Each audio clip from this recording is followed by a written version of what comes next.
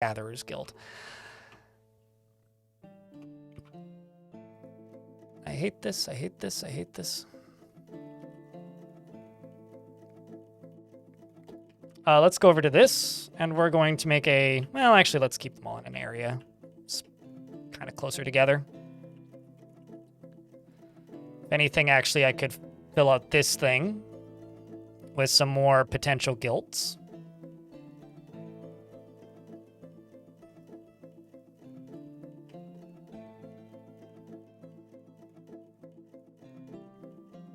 How do you feel about taking the largest, sharpest object you can find, Trades 1998, and shoving it firmly up your bum?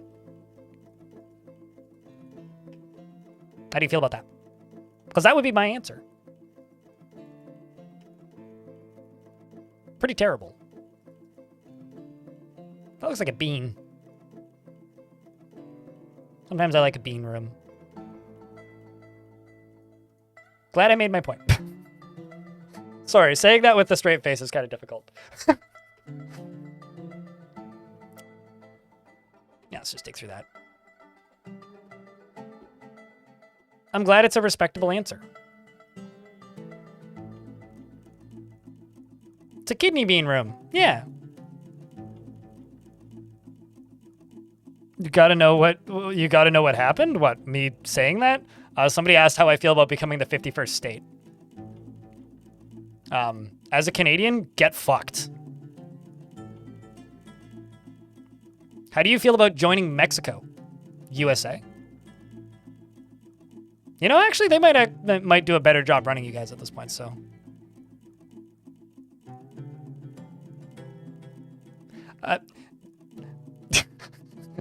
You know, I'm sorry. I was about to say, like, how would you feel about joining Britain? And now I'm just sitting here going, like, but they have healthcare, so probably most people would be okay with that. A lot of people would be. At this point, like, I would rather aliens come down from the fucking sky and take over everybody than become part of America. Just for clarity here. Like, that's where I'm at. Oh, I didn't read anything about the Dwarf GPT. What?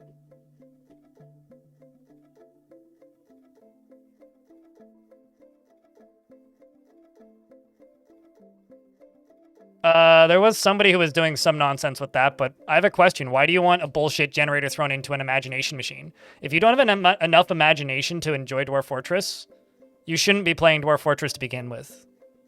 So, like, this is a game about imagining things, right? So if you just ham-fist a bullshit generator into it, all you get is a bunch of stinky poop.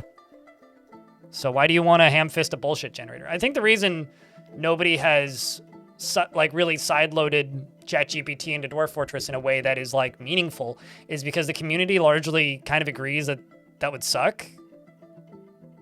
And Dwarf Fortress isn't as easy to mod as something like Skyrim, where ham-fisting a bullshit generator in just leads to more stupid antics and nonsense, like generally comes out of Skyrim, so it's funny. But in Dwarf Fort, it wouldn't hit land anywhere near as hard because you don't have sassy person following you around insulting you because that's what chat told it to do. Instead, you would just have text. And I think people who play Dwarf Fortress want the artistry and creativity from the creators of Dwarf Fortress and not a bullshit generator. There was somebody streaming Dwarf Fortress with a ChatGPT plugin for DF Hack that I think they made that was giving dwarves actual conversations. I watched it for about 10 seconds and saw it hallucinating and was like, fuck this. So, like, I don't know. I think it's most people who play Dwarf Fortress don't care. But maybe I'm speaking too kindly of the people who play Dwarf Fort.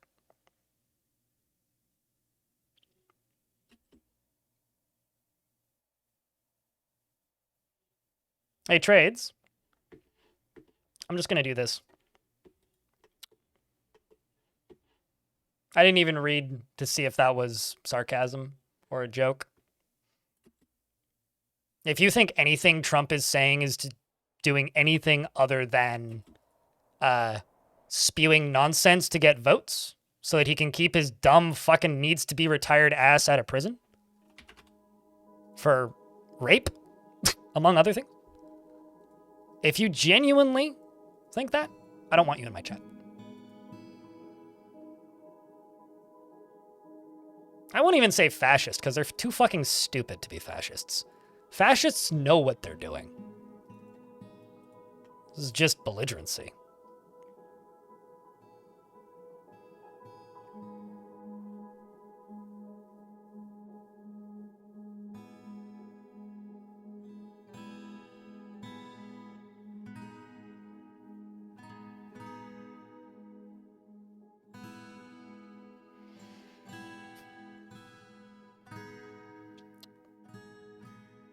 Anyway. Hi, chat. My name's Greg. I'm a socialist. And we're starting to have the Vampire Fortress problem. Of, oh god, I need more dwarves. But thankfully we just got a migrant wave, so that's good. Let's go pillage again.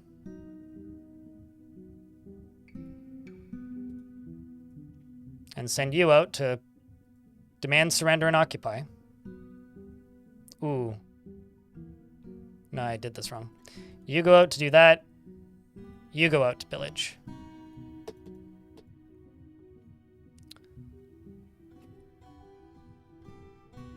And I got some more migrants.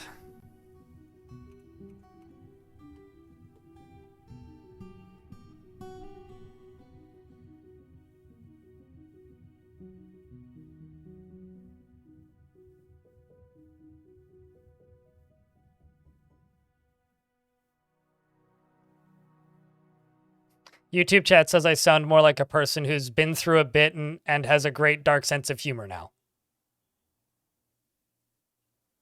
You know, I don't think I've ever heard somebody say that I have a great dark sense of humor, so thank you, I guess. I have no idea what that is, because I didn't play that DLC in Skyrim, so if I am, it is wholly accidentally.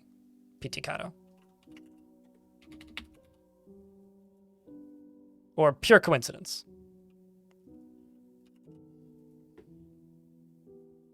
It's the Vampire DLC?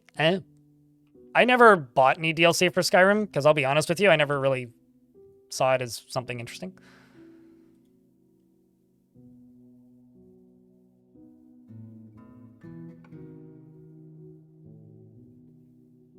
Hi, Greg. My name's Stone. I'm very social in me thinking too. I'm very social in me thinking too. Oh, I get you. I was like, I thought you always struck me as kind of antisocial, but took me a second to catch back up. Moses practicing archery. Dabbling Marksdwarf. Gotta learn somewhere. Hello again, Wukong. But yeah, no, I never played a single second of any Skyrim DLC, so. And I only ever played the original release version. So. Sad but true. Self-described. Although there's nothing wrong with being antisocial if it doesn't bother you personally. It's only a problem if it makes you unhappy with yourself. And if it doesn't, then nobody's losing.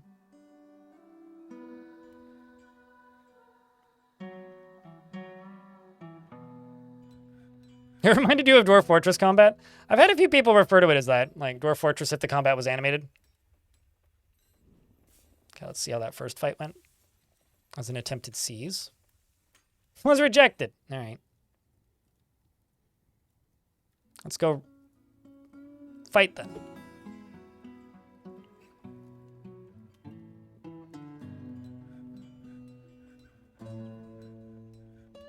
I very much worry, because I haven't played any Half Sword, and I should probably play some off stream if I do try it. And I'll explain why in a sec.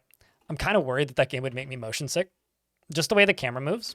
So for me, it would depend on like how much in the way of accessibility options that game has as to whether or not I could play it and enjoy it. Otherwise, it would just end with me puking and having a severe headache or both.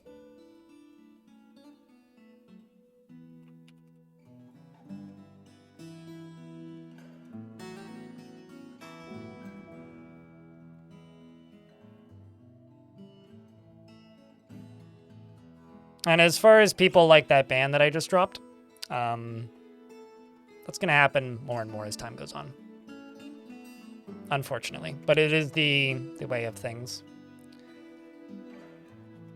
I'm alright with people as long as they're civil, regardless of how they feel, but there's some things that will just earn you an instant ban. And that was one of them.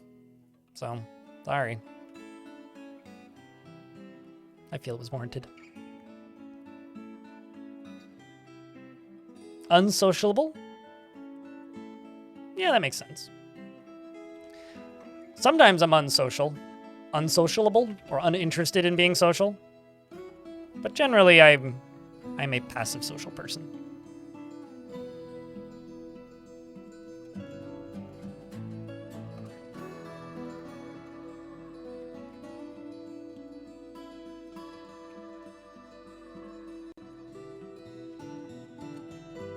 Yep, squad's returning. Let's see how that pillaging went. Traditional Scrench. Hello. Get screnched. I guess I've been screnched. Chat, can I get a round of beers for our friendly screnchers here? What were you guys up to today? If I can ask.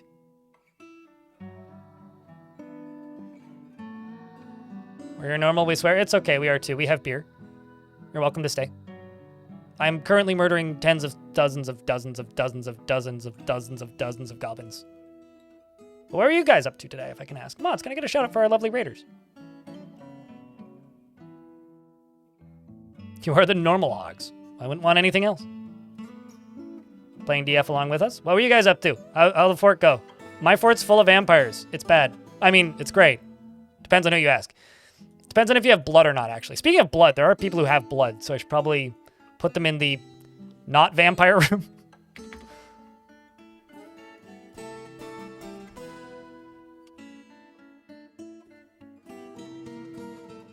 I got distracted because I had to bop somebody who was being a twerp.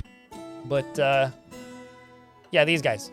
You're currently reading a book. How dare you? That's a very dumb idea. Seems like a really easy way of dying, actually. I need them to go down here and drink from this very, very, very normal well with very normal water at the bottom of it, which is also kind of empty right now, so we should probably top it up. But it is a very normal well that has very normal water at the bottom of it. We're also trying to take over goblins who took over my fort. Just make vampires into mayors. I mean, our mayor is a vampire, but that's a matter of, like, course, because everybody's a vampire. And if you're not a vampire, then you're Lunchables. And if you're not Lunchables, then you're a vampire. But most everybody becomes a vampire. Except for this one, who's lying about not being a vampire, but is actually a vampire. But because they're actually a vampire, even though they're lying about it, they're just in denial. And you know what? That's okay. You're allowed to be in denial.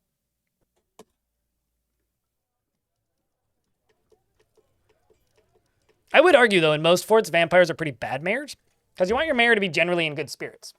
Vampires just eat people, which puts them in bad spirits. So in a normal fort, a vampire is actually a pretty bad mayor.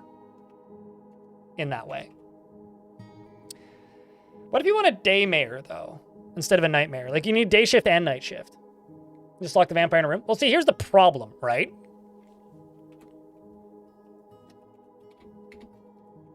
See this? This task? It says conduct meeting. Okay? The mayor conducts meetings with citizens of the fort. I've only been live for 6 hours, Salvi. So what happens when a mayor conducts a meeting with a citizen of a fort is an unhappy citizen comes up to them and cries on them. When they're being cried on by an unhappy citizen, it makes them and the citizen more happy. Which also is a need that all dwarves have, which is the need to speak with somebody in charge when they have a problem with something. And so if your vampire is your mayor, and your mayor is locked in a room, two things are going to happen. Whenever you trade with the mountain home, they're not, unless you have a baron, they're not going to be able to converse with the outpost liaison, because the outpost liaison needs to have a meeting with the mayor.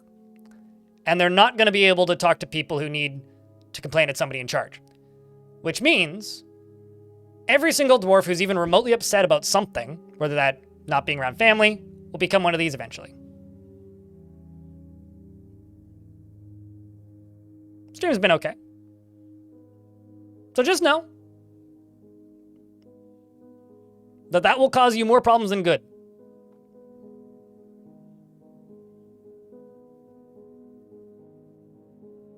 I'm here to spread how to play this game and how the mechanics of the game work. That's what I do.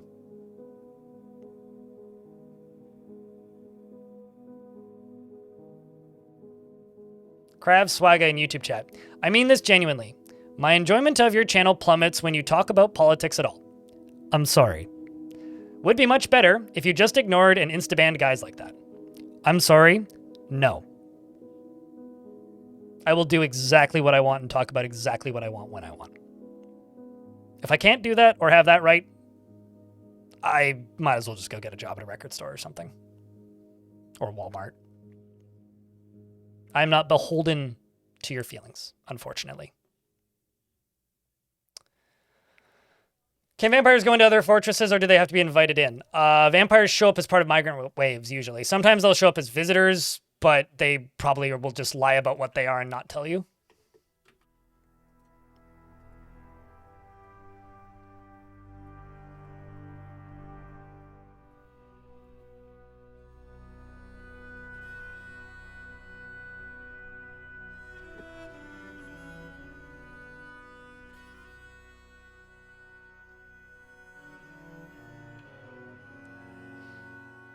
You need to kill a bunch of dwarves to make the fort unattractive? Trade less.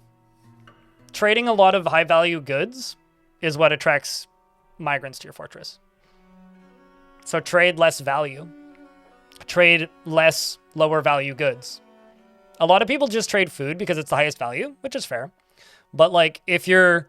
Unless you want to get big migrant waves with every migrant wave, set population limits. The default population is 220 dwarves. But you can just go edit that setting.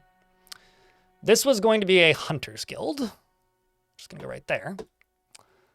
But like, if you just hit escape, go to settings. And go to... I always forget where this is. There it is. Population cap. Right here. I have it set to 150, 175, 40 for babies and children. But you can set that to whatever you want to. Was anything new added to the beta branch? In the update today, there was a patch yesterday. I don't know about an update today. But the patch yesterday added everything that was in the patch notes. A lot of stuff to adventure mode. Some like minor aesthetic things in fort mode and some crash fixes. Squad's already back. I gotta send you out again.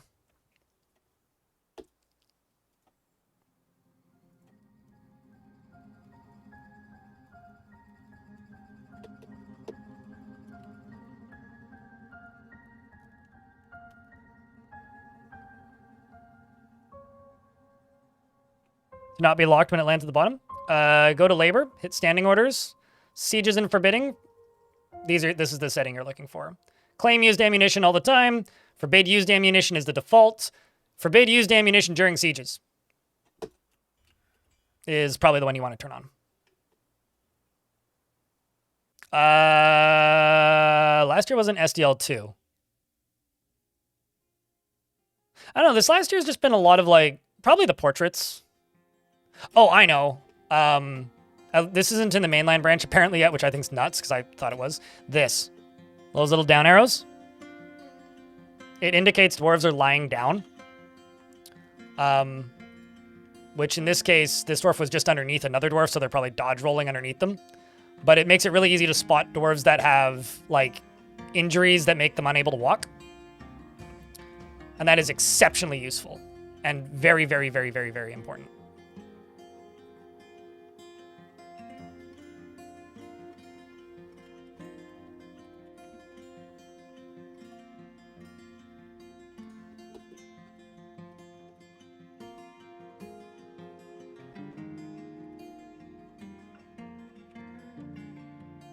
And also, I've got a bunch of animals I need to butcher.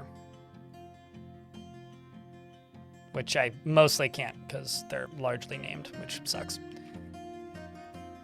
It's all the way up here, right? There it is.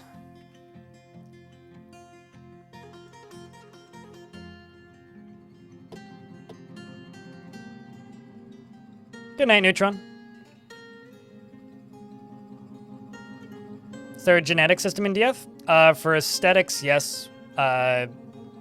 Different, like, if you go to the description of a dwarf, that, which is what makes their faces look different, is a combination of their two parents, meaning factions will tend to look one way or another way. They also inherit the gods their parents worship, sometimes not all of them, sometimes all of them. They also inherit personality traits from their parents, and that can vary pretty wildly from faction to faction. I've had factions before where, like, literally none of them want to fight, and it makes making an army really hard, and then there's factions like this one where, like, every single dwarf wants martial training. You kind of have to look for it, but it's there. Not for animals, though.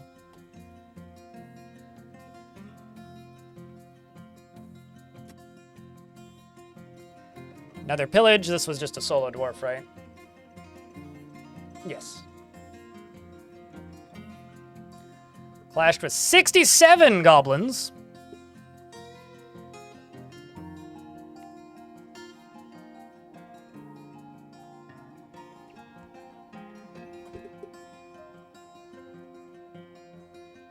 Vampires do not drink animal blood.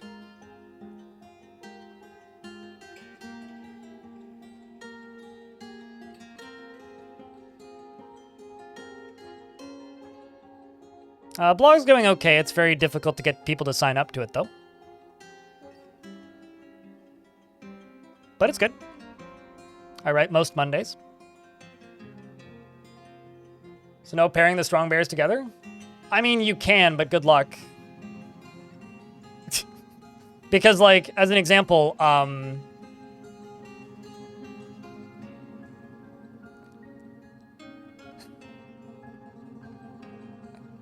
it's hard. It's difficult to explain this. Things like dwarves that tend to be tall and stocky can be faction dependent. Well, not faction dependent, but will run heavily in a faction's lineage, depending on how mixed they are.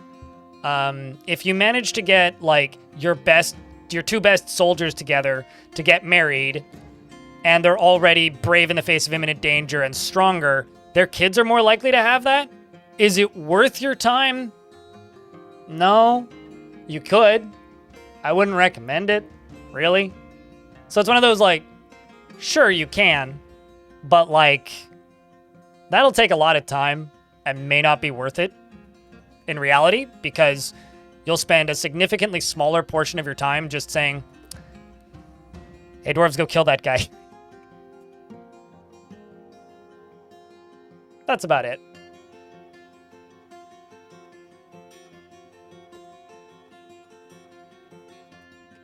But if you're looking specifically for personality traits and visuals of dwarves, sure.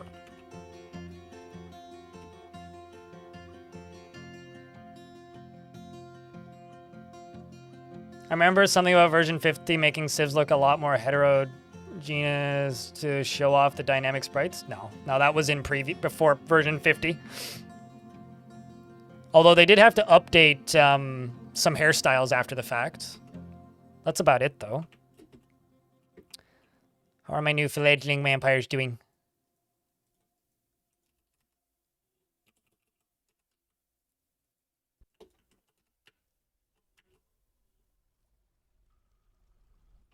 Is nobody filling the buckets?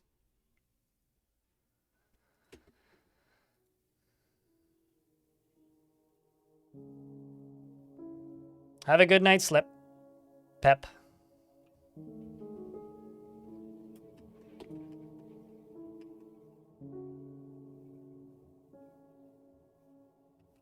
You know, I've never even tried, like, breeding strong animals because, like,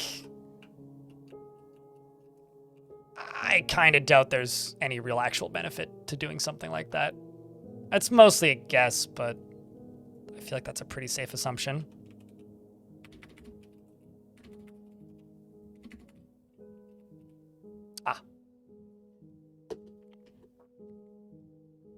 I'm legally blind. My right eye doesn't work at all, and my left eye barely works.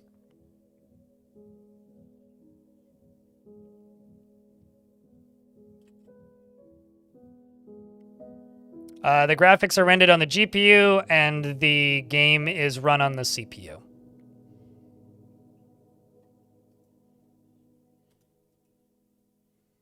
For Dwarf Fortress, anyway. Do I drive? I'm legally blind. Think about that question for like 3 seconds. Real hard.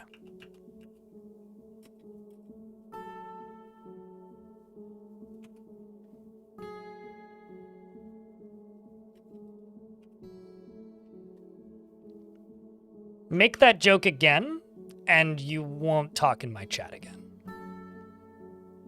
Let me ask you this. Do you like it when people pry? You got my answer. You're like the one kid in high school. It was just like, oh, you can't see how many fingers am I holding up? I punched him in the face.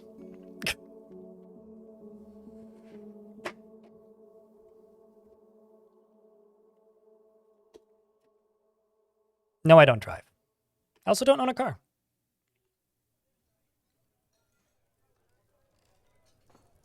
Vast majority. Categorian. So take your hysterical jokes and swallow them. Please don't choke, though. I need the views. Probably should assign some of these war animals again soon. Where are you at?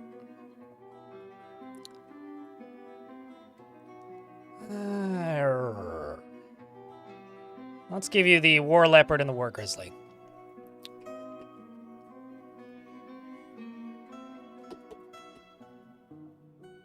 Individual combat drills sunk into depression. Word!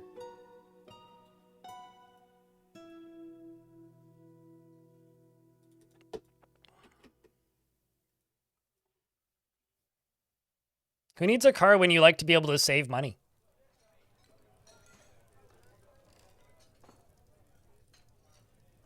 If self-driving cars become more ubiquitous soon, I'll get my traffic cones and get back to coning. Or maybe get into coning, because I've never gotten back. I can't get back into something I haven't done before. But if self-driving cars become ubiquitous, I will start actively going to protests. If self-driving cars become more ubiquitous, I will walk into traffic. A world with self-driving cars is one where I will never see another human again. A world with self-driving cars is a world where traffic is significantly worse. A world with self-driving cars is a world full of loud-ass honking horns in the middle of the night because the self-driving cars are trying to park themselves. A world with self-driving cars is not a world I want to live in. Automated transit, on the other hand, trains? That I can work with. Yeah, that kind of sucked, Richer. Kinda sucked. Hey, squad's back.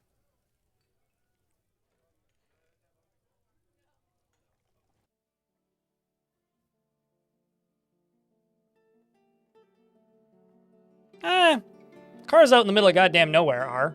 I mean, if you live in the wilderness, then yeah, sure. But self-driving cars? In cities? No, that's just a very expensive band-aid for a very expensive problem.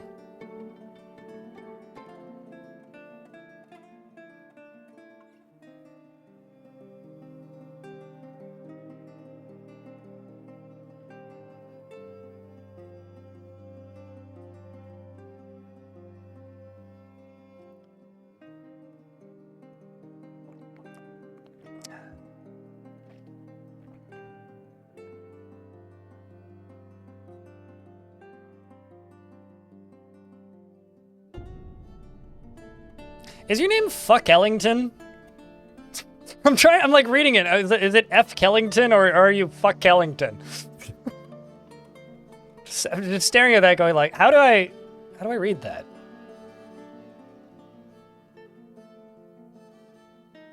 Oh, it's a Skellington with an F? Ah, okay. I was gonna ask who Ellington is. Clash with 51 gubbins.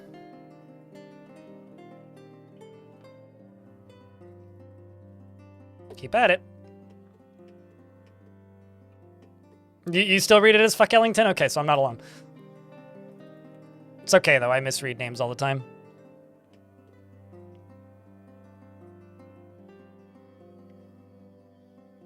You know, Brian Burton, I don't need your input. John Smith, I also don't need your input. Let me tell you this. If somebody says, in an ironic fashion, that if something becomes ubiquitous, they will kill themselves, and your natural response is to say, there's no escaping it, cool.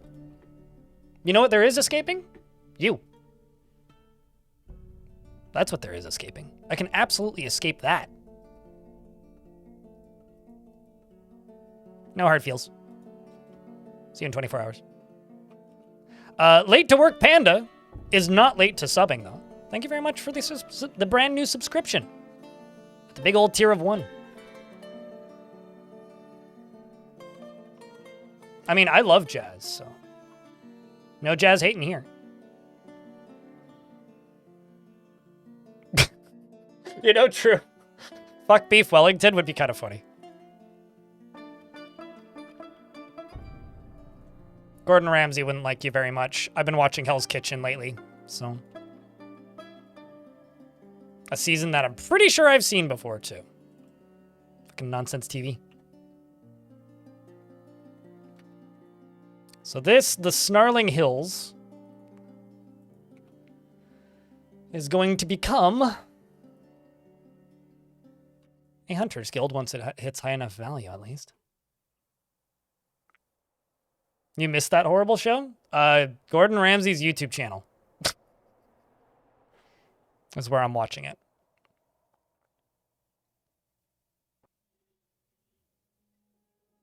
You know, I always forget how dumb, like, the intro music is for Hell's Kitchen until I sit down and watch a season of it. And my god, that show has a really dumb theme song. Like, it's unnecessarily bombastic for no reason. I have not played this since the Steam release. Your Priest, the music motifs from the original soundtrack. I'll tell you this, if you haven't played it since it released, it probably runs 100% better now. Like, it runs so much better than it used to. It's actually kind of ridiculous.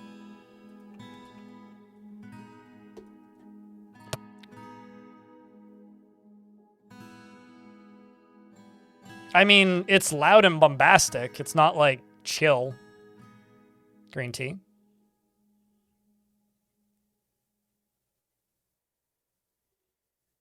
So, you know.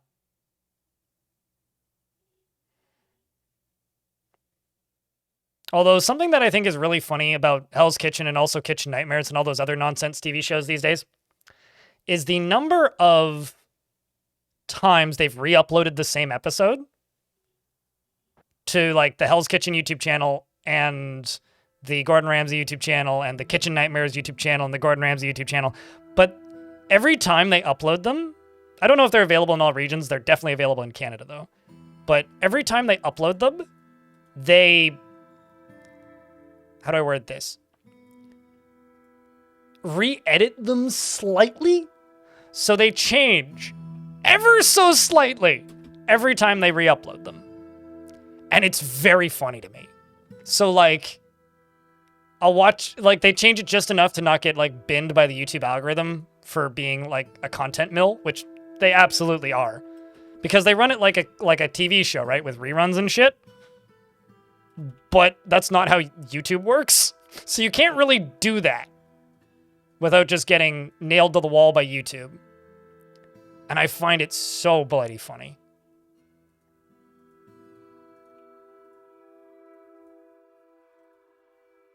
It's so funny. Gordon Ramsay's YouTube Gold. Hold on a second. You fucking donkey! Yes.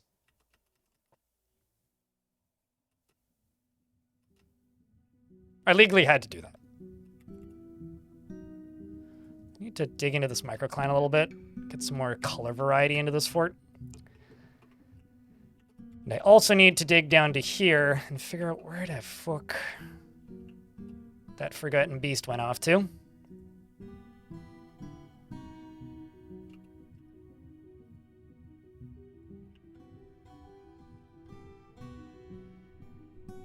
You know, I'll be honest with you. I've watched many years of Gordon Ramsay schlop over the years. I have no fucking clue what lamb sauce is. Just for whatever that's worth. Zero goddamn idea.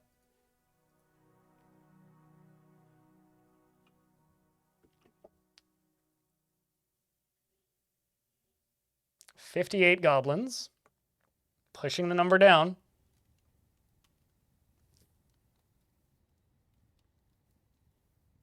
Re-edit Kitchen Nightmares 80 ways. Yeah, no, like there will be points where like what's even better is when there's like an obvious error. There's been times where like the same scene from a different angle will replay and stuff like that.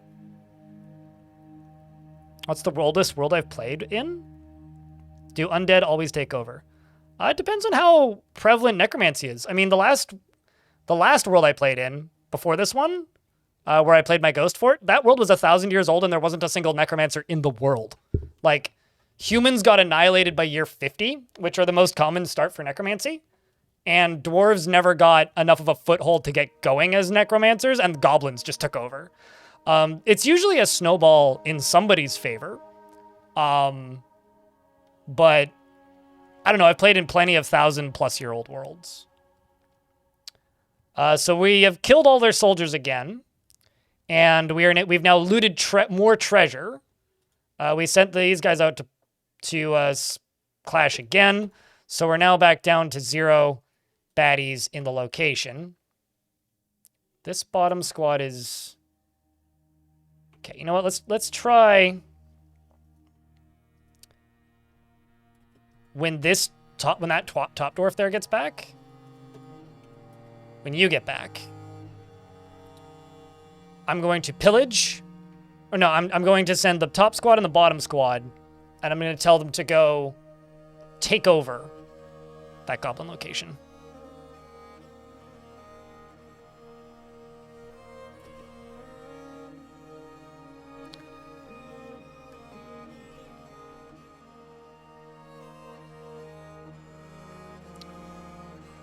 I think it's lunchtime. Looking at my clock here.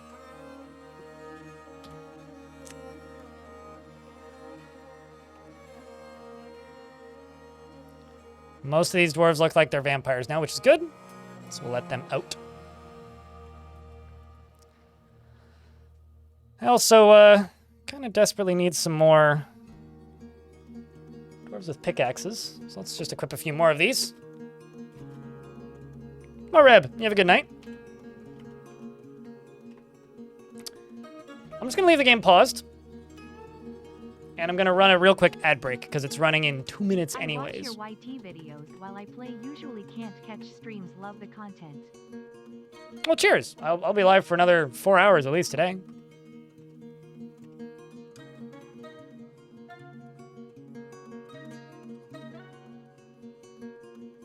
Is it worth to start a run over now, or should you hold off until the adventure mode patch comes in? If you start a run over right now, like if you start a new fort right now, go into the beta branch and generate the world there and play on the beta branch. Otherwise, wait until adventure mode. Okay. Because there's a bunch of new world gen stuff in the beta branch. I will be right back. I'm gonna go grab my lunch. Give me like 2 minutes.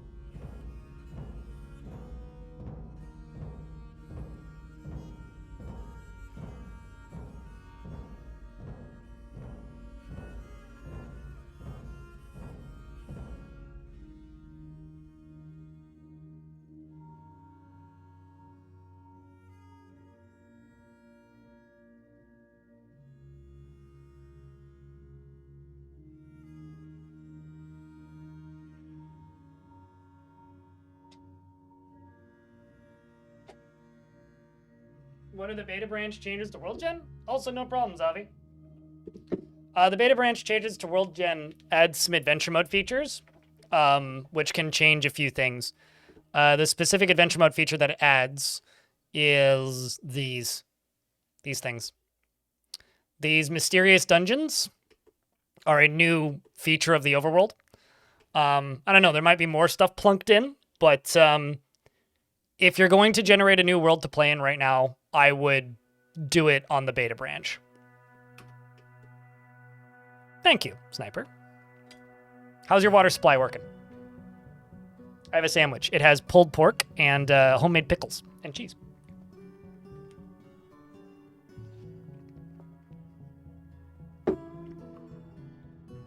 Also mushrooms, which I don't remember putting on it, apparently.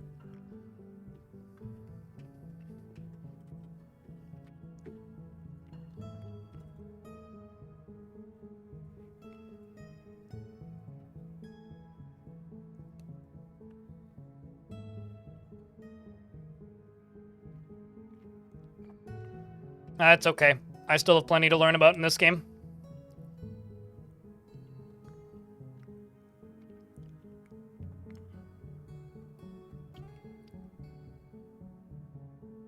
But yeah, as far as the Dwarf Fortress dev cycle, the way the Dwarf Fortress dev cycle works is they spend 6 months working on new stuff. And in the past, they would just put it up publicly on the main, like just on the website, and you go download it if you want. But now that it's on Steam, the way it works is they spend 6 months working on stuff and they just trickle it out into the beta branch and then release it into the main branch. At least that seems to be what it's going to be. You really got to drink a lot of water. Yeah, you probably do.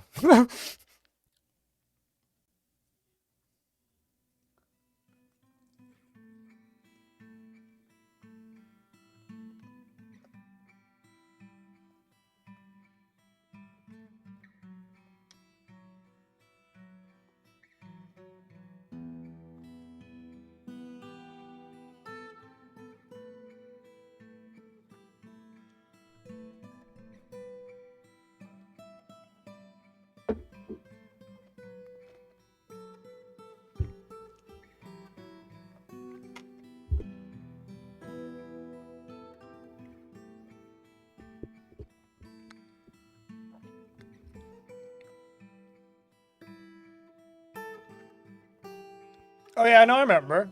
Yeah. Yeah, no, I remember that fort. I can't remember what fort it was. But I do remember the bridge where the 3 wagons caught fire and then exploded. That was a good time. No idea what fort it was, but... Let's go and do possibly our final, maybe, question mark? Assault of this location. We're going to go conquer and occupy with these 2 squads.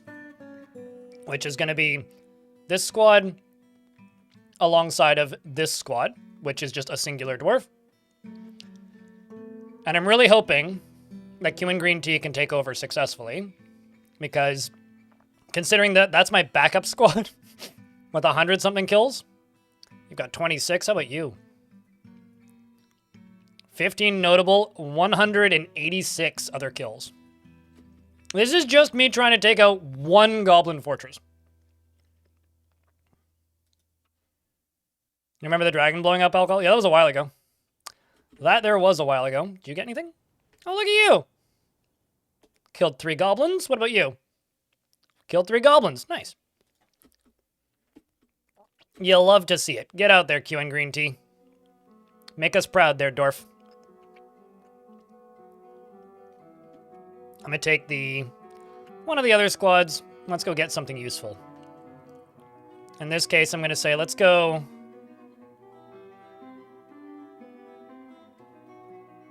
Let's go attack a goblin fortress. Let's go pillage a goblin fortress that only has 20 things at it. This might be a terrible idea. Do you think this is going to go well, chat? It supposedly only has 20 goblins in it. This one only has 30. That one has 3,000.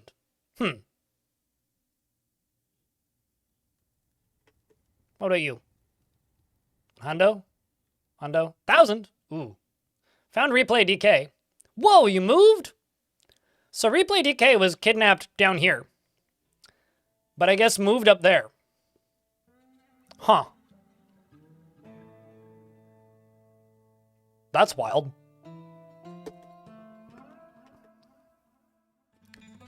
To eradicate monsters, gave birth, and now her baby girl is a member of your faction. You didn't know that could happen? I had that happen relatively recently. Wait, did she join your faction too?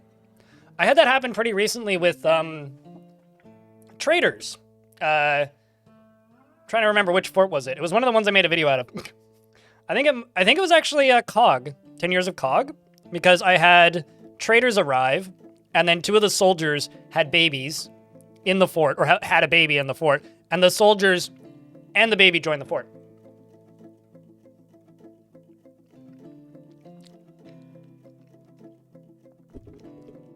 That's weird, or interesting, actually.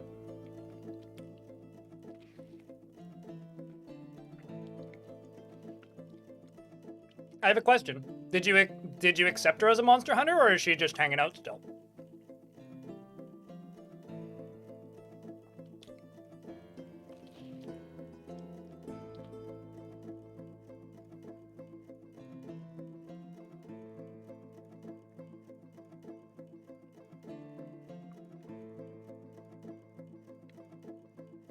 If you put the human baby in a burrow on your food stockpile, it won't die. Oh, troll killed her. Okay.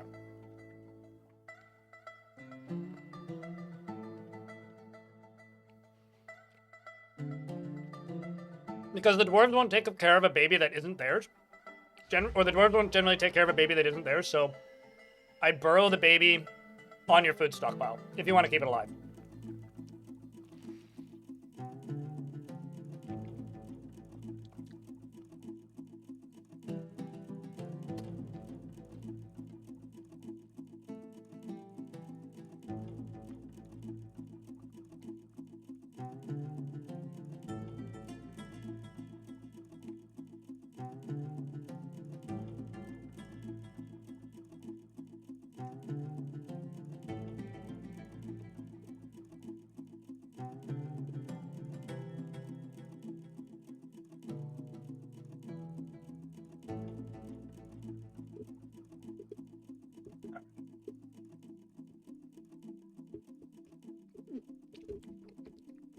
So you just came back.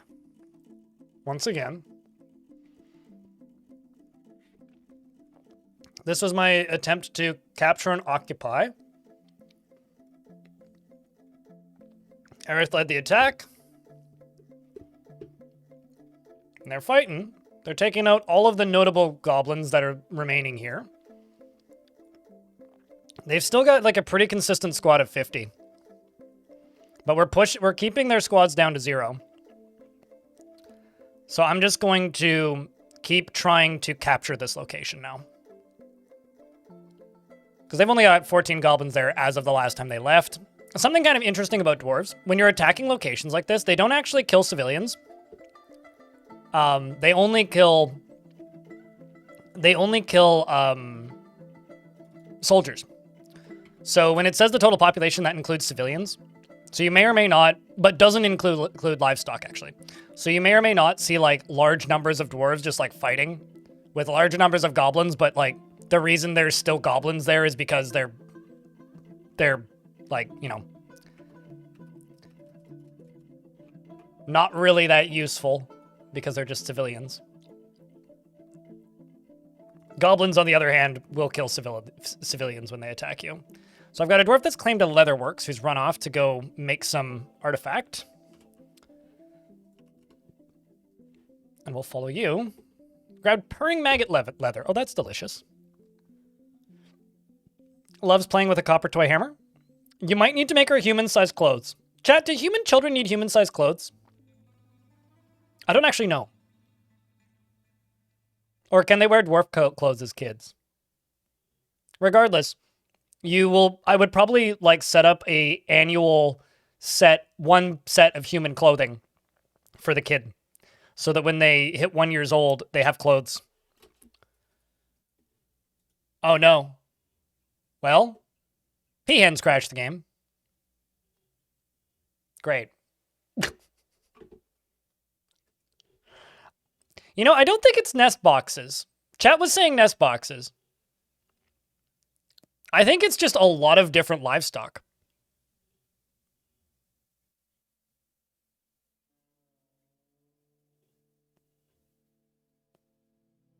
She's using large clothes? Okay, yeah, then I would make... Do you know how to make human-sized clothing?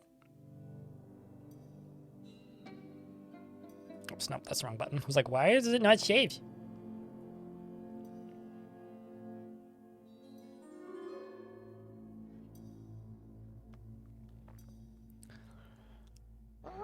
Because the complexity is completely ignorable and missable. Stipend. Because Dwarf Fortress... Okay, so most video games are like a web of content. Does that make sense? I mean, it won't. Let me finish my analogy. Greg, start your analogy and then finish your analogy. Don't just start your analogy. Dwarf Fortress is complex in that most video games are a web, right? It'll be a feature, which then linearly goes up and connects to another feature, which splits into 3, which then linearly go up and connect to another feature, which then split into 3, which then linearly go up and connect to another feature and split into 3. And then kind of usually go back together to find an end game or an end goal, right? That's most video games. The way Dwarf Fortress works is it's a castle of cards, so it's inverted.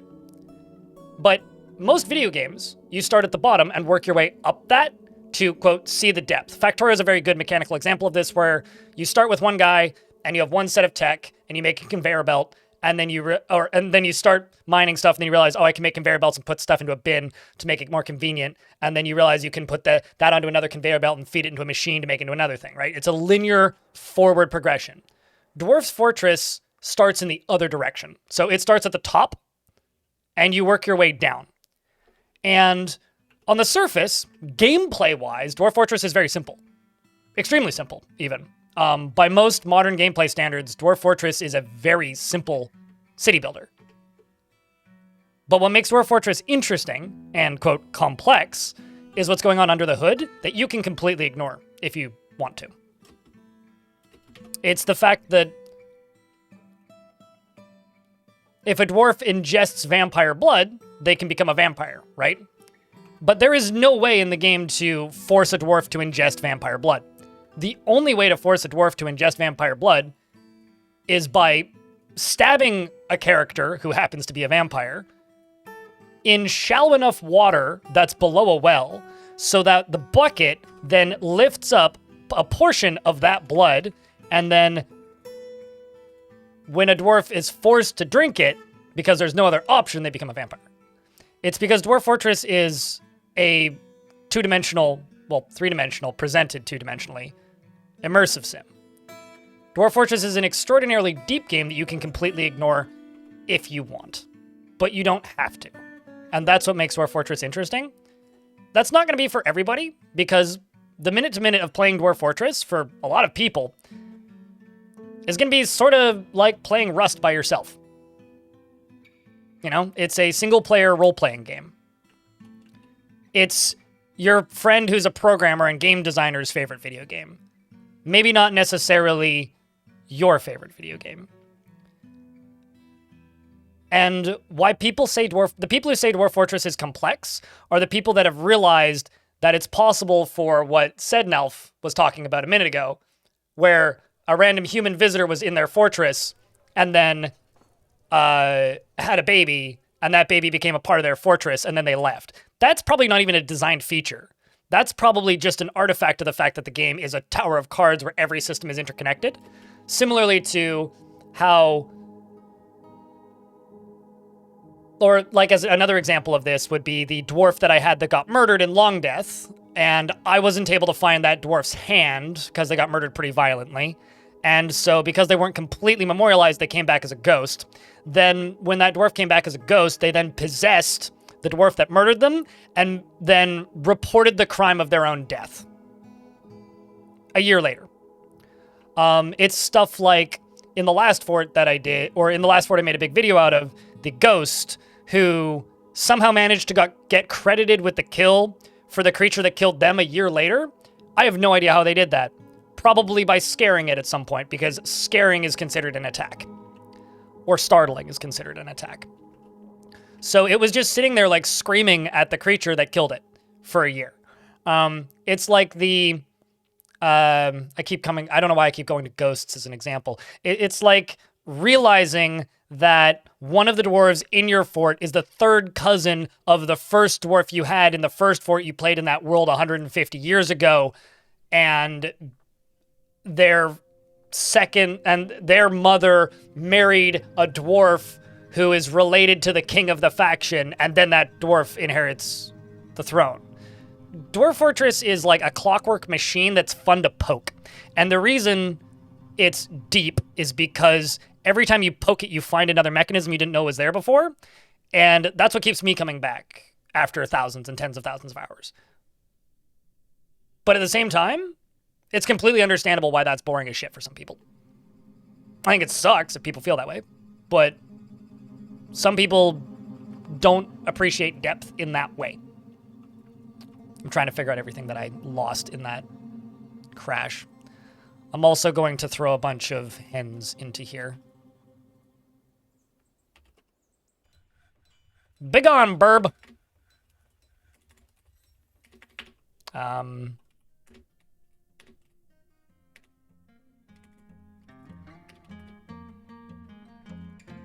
guess I don't have any turkeys. Well, maybe this wasn't before the migrant wave arrived. I didn't slaughter them.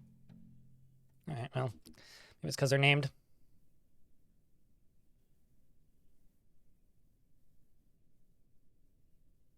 Yeah, Hoodie is a she. But there was a video by Hoodie where she was trying to bring vampires and were creatures to a world where one didn't appear in a long time. Yeah. I mean, Dwarf Fortress isn't a game really about building a complex fortress full of minecarts. Dwarf Fortress, to me, is a game about manipulating the simulation in a way that you think is interesting. There isn't a win state for Dwarf Fortress, and there isn't a tech tree in Dwarf Fortress. And I think both of those things largely would ruin the game, or at the very least, I would figure out how to disable it and then disable it. The fact that Dwarf Fortress is purely a sandbox, and it's a sandbox of systems, is going to be why that one streamer, like, there's this clip that's stuck in my brain forever, which is a guy who was playing Dwarf Fortress the week it released on Steam. He was playing on a pretty similar map to this one. You know, a giant mountain. It didn't have, I don't think it had a volcano, except it was like a forest with a river. And he'd primarily dug on one level. I think he'd gone up and down one level in a few spots. He'd built a bunch of ballista inside of a really long hallway, similar to this one. Had placed a bunch of traps and was like, we're here, right? We're right here. And my faction is right here. He was on a tiny little island in the middle of nowhere in relation to his faction, right? That one's shaped like a dick now that I look at it. But anyway, he was on a tiny little island in the middle of nowhere and complaining to hell and back that game was boring and nothing was happening. And somebody popped into his chat and said, well, you've settled on an island, so there's nothing to attack you on that island. And his response is, this is a horrible video game. I don't ever want to play this stupid shit again. And uninstalled it live on stream, talked shit about the game for about 10 minutes, and then went and played XCOM. Dwarf Fortress is a game where you have to look for the depth, and I know that it's kind of a meme for stuff like, you know, Lightning in Final Fantasy, where, yeah, you have to play for 25 hours for it to get good. Dwarf Fortress is kind of like that, for better or for worse. It is a game that you kind of just have to play it before it gets good. And you kind of have to keep playing it, because you have to play it enough to start to see the seams where the systems start to show themselves, and that's when Dwarf Fortress becomes cool. Like, the day I realized that I could go to the overworld and click on news and rumors and scroll up to parts of, well, if I had visitors, which I don't, if I was actively getting news and rumors from somewhere, the day I realized that there are actively wars going on, fortresses being repopulated and depopulated in real time in the overworld, adventurers moving around, and then started playing adventure mode, like I don't know, 8, 9 years ago now, and started seeing camps everywhere full of things, including finding a camp that had a monster hunter who was one of the people who kept visiting my fortress in a previous fort. When you start realizing that and just how alive the world actually is, it starts getting hard to even enjoy other games that are similar to Dwarf Fortress or try to be like Dwarf Fortress. I also love XCOM. XCOM's great. There's nothing against XCOM, for clarity. Because nothing else really does that.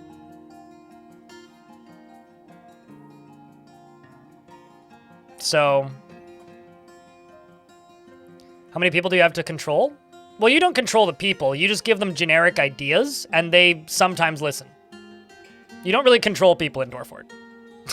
You just give them suggestions, and if they feel like being charitable, they'll listen. Also, shoutouts to DOS Tactic. What was I doing? I was doing something and then the game crashed because I clicked a fucking bird. Okay, we're looting treasure. Okay, so that's everybody down.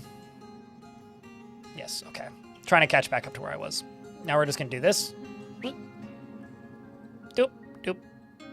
We're gonna go conquer and occupy. And I'm also going to go up to this one and say raid.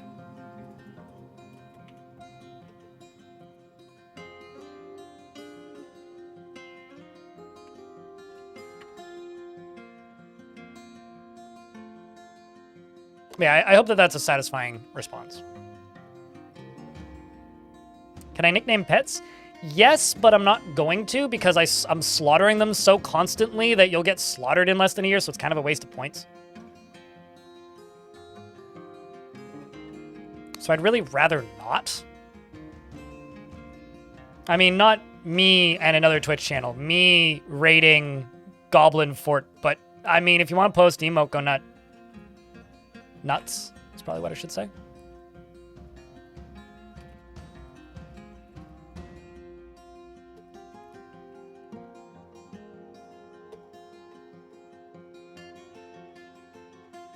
I played Long Death for 470 years once. I wouldn't recommend it. That's cute.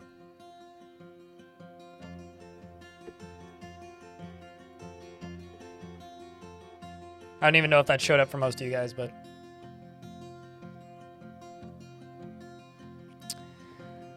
Last isle you used a safe house to rescue a dying population. The fourth fort got attacked by werebeasts.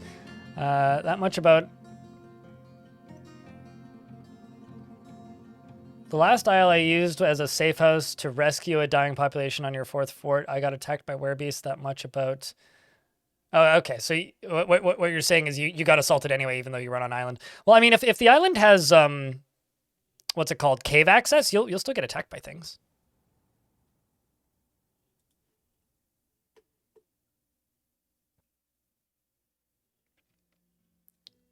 I mean, if you want to be an animal, I won't stop you.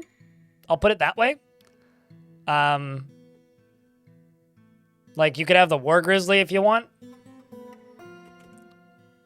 But, like, I don't know how much longer you'll be on the map. You'll take a dwarf? Okay. Do you have any preference on type of dwarf? I mean, if you want to be a military dwarf, that's probably, like, your closest analogy to most of the animals that won't die immediately. Do you have a job or beard preference? Fun fact.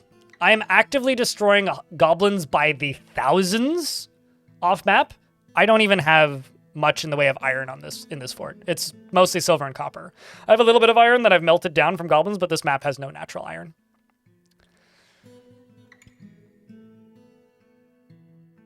Before you booped that? Yeah, what's funny is like they said good vibes alongside of it, Elfie.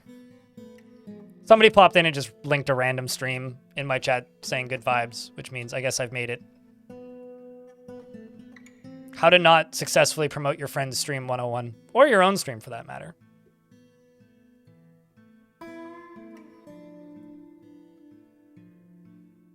Mechanics question for anyone who knows. If I capture a creature on the surface and dump it into the cavern layer, can it leave the map through the caverns? Yes. Correct.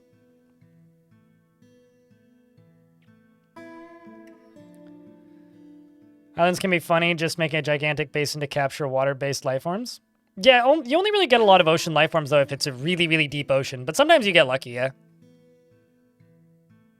But that's pretty advanced, though. Not the sort of thing that a brand new player who's playing the game for the first time expecting big war gonna really find fun, I guess.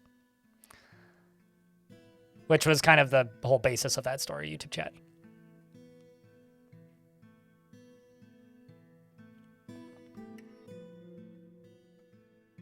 All good. Rock of Fire.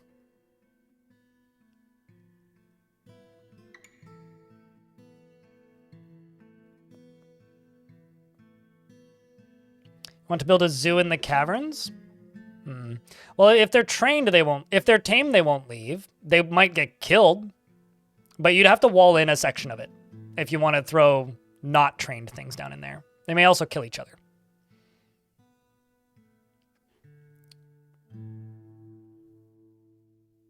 Military dwarf, any hammer dwarves? I should have a hammer dwarf.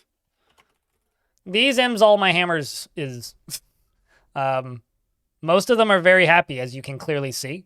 I've got a Hammerlord Vampire who's not super upset.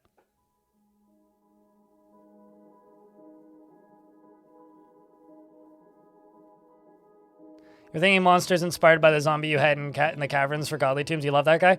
That is a pretty unique situation. You have to find evil weather that turns dwarves into husks, which is not exactly easy to do.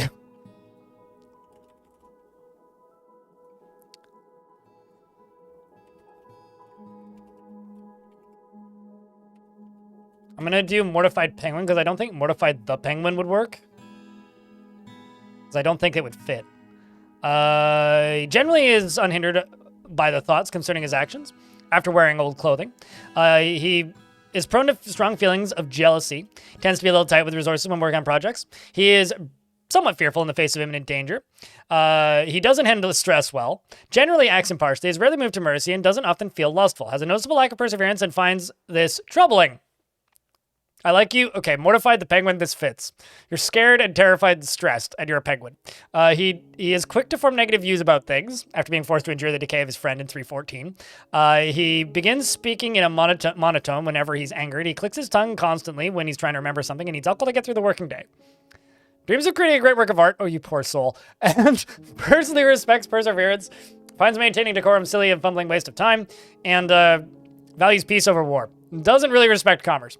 Likes bronze, pineapple opal, hair leather, and basking shark parchment, the color gray, picks and cavies for their adorable call, and the words of the saturnine tresses, when possible, prefers to consume pond turtle and parsnip wine. He's got a good number of friends in the fort, and no family, from the looks of things, and doesn't like seeing goblins' dead bodies. You're a member of the Aquamarine Coven, a member of the Rangers and Hunters Guild, and you're a militia dwarf, and you used to be part of the Farmers Guild. Now you're leaving. Yep, they still get moods. I think we have one going right now, don't we? I don't think that's finished. Oh, no, because the game crashed, right? Gotta check something. Yeah, we're good.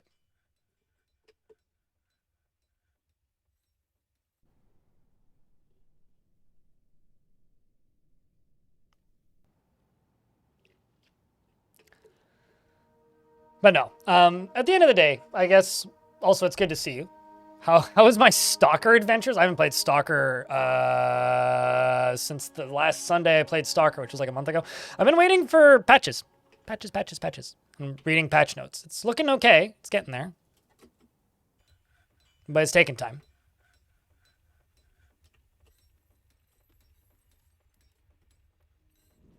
Looks like we're all claiming troll fur clothing.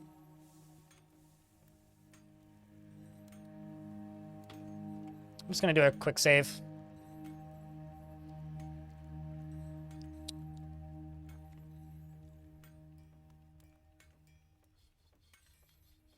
This guy's in the militia, right? Here's the thing. I am not being nice to my dwarves about joining the militia. If you don't have if you're not actively doing something, you're joining the militia. I'm not being picky at all. Sometimes I'm very picky, sometimes I'm not. This fort, I'm not. They're vampires, they're already fucked anyway. If you want peace over war, stab the villain to death. That's how we get peace. Don't tell him we're the villain.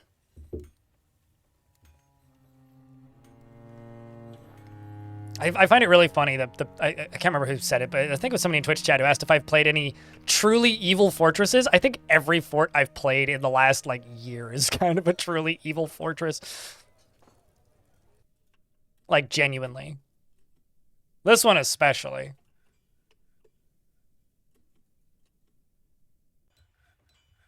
Proud remembering being re-elected, eh?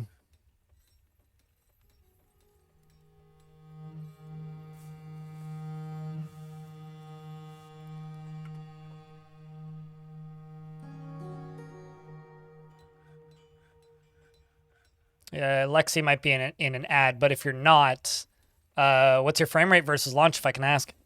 If you happen to have frame rate turned on.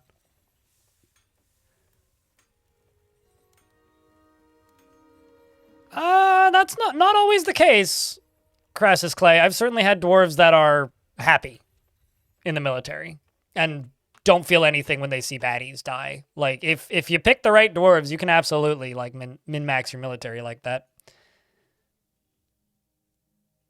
Also, remember how I was literally just saying that? I'm going to word for word read the most recent Dwarf Fortress review from the 9th of January. So incredibly dull and unrewarding. 40 hours.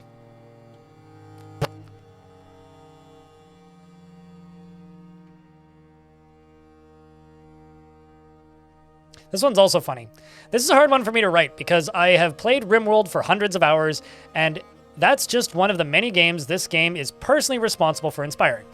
I think that the inspiration is admirable, but issues I have with this game apply to RimWorld in many ways, which are more exaggerated here. RimWorld, at least when I played, there was a lot more of interactions of mechanics. Oh boy. There was, a lot more instructions of mechanics were within the game. There was a lot of click this button, see what this does. Oh, so you like being handheld.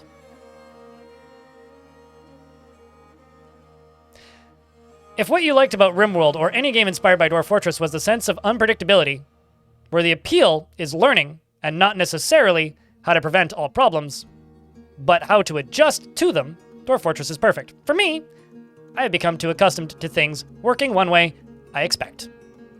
RIP.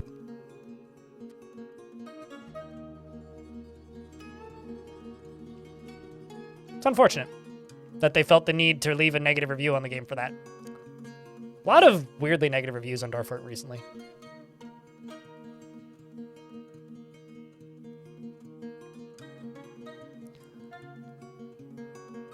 Really, wait for patches for stock ready optimization mods, make it perfect for Linux.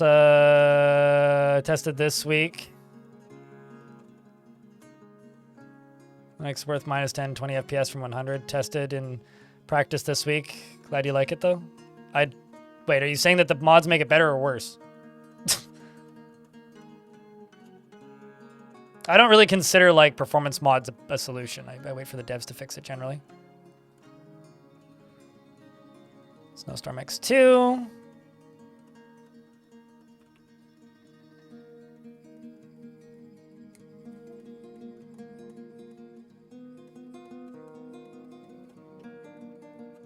Oh, much worse. Okay, got it. Got it. I mean, I'm kind of not surprised by that, but... All right, this I can forbid. I don't need them using that well. And a caravan has arrived.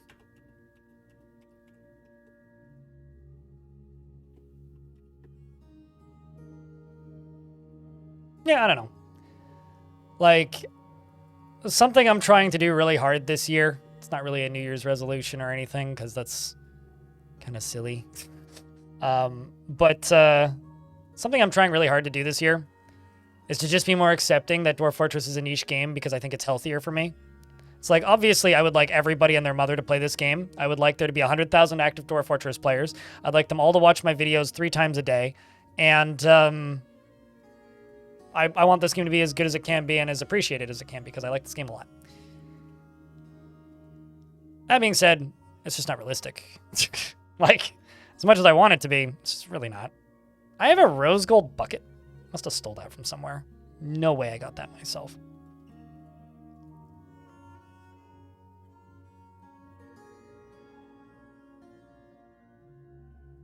There's no way I got that myself.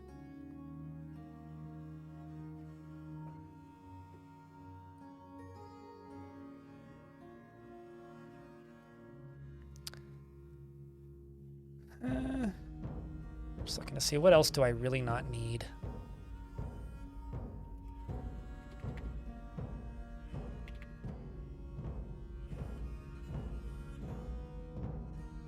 Just kind of wondering if I have like a... Actually, this is something I should sell. All the arrows. Keep the iron bolts, basically. That's it. I'll keep the silver ones, too. That'll do her.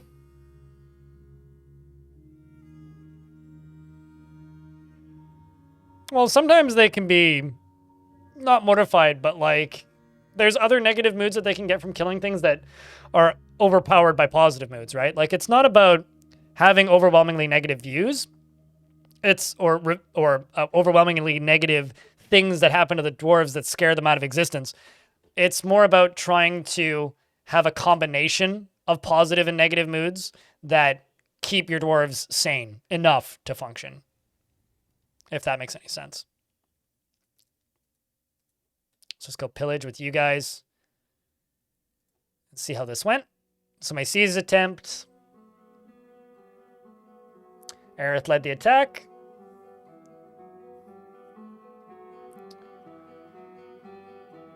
Grizzly bears are getting kills.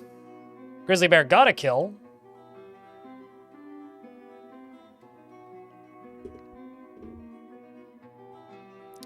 They've got 50 some odd gobs there again.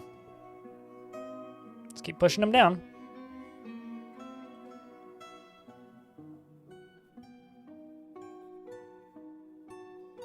You're not trying to fish for the toughest guys, but give them some quality R&R. Yeah, that's more important. Like, I'm not giving these dwarves really any rest and relaxation because they're vampires. Vampires can't do a lot of the relaxation and rest that normal dwarves would get as part of happy moods, right? So, as an example, sleeping in a bed that they own in their own bedroom. Very good positive thought, especially if it's a higher value bedroom. Putting their clothing away in their own bedroom. Also a happy thought. Drinking in the tavern. Eating in a dining hall. Dancing in the tavern. Half of those they can't do. I'm going to just say, Sniper, go to bed. Please. Please. Please go bed. You need it. So they snuck in undetected and were able to steal a bunch of books. The Diamond Knight of Illness. What a good name. Was able to get any items? All right. Some stuff. Got some random gold bars and things. Guess that's a Dark Goblin pit. Where's the fortress? I'm going to attack it. We're going to go pillage. So we're going to run through and see how attacking this goblin fortress goes. I'm really curious about what's there. The rest of you guys are going to go pillage. And we will continue.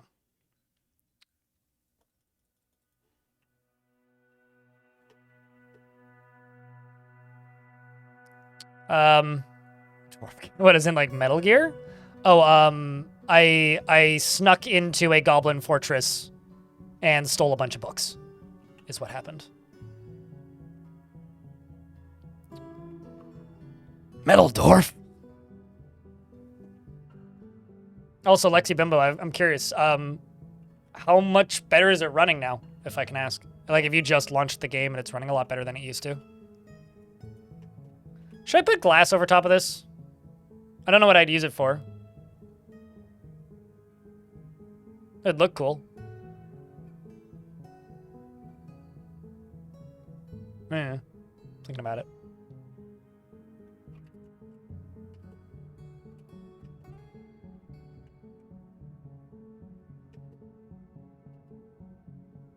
So many random bolts.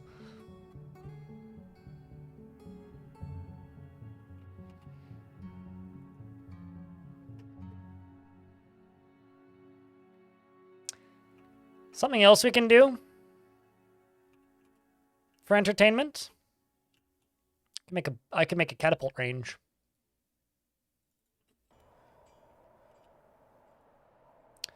I could make a catapult range. But let's just do this instead.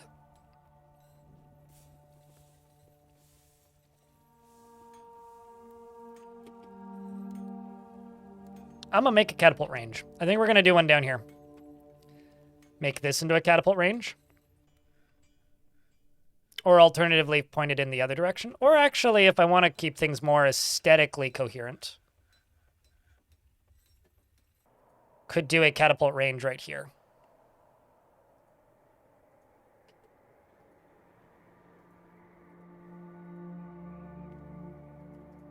And just have a doorway there.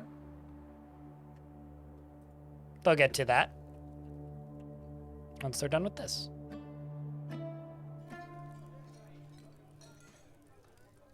Ooh. I'm gonna have pasta with homemade pasta sauce. That's gonna be my dinner tonight.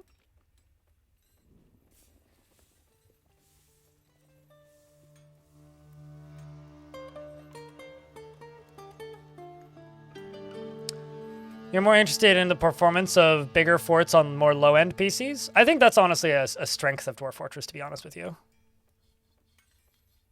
You have pretty old hardware. The frame rate is much more stable. That's good. I mean, like, the issue that I was having with Stalker was walking into any kind of town and the game just grinding to a halt. So. Imagine it would be some kind of medieval steampunk style of machine. I feel like, okay, a Dwarf Fortress... Okay, serious question without me looking at the wiki. How big are magma men? Okay, now I'm just going to go look at the wiki.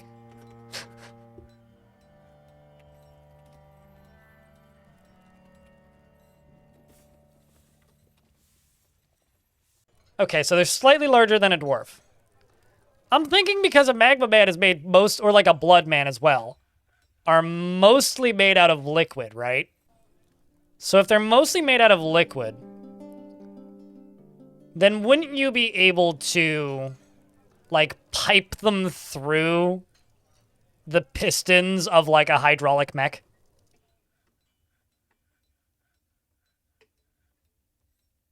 I'm just saying. There would be some, like, questions about ethics, but, like, it wouldn't be so bad, would it? I think that could be ethically okay.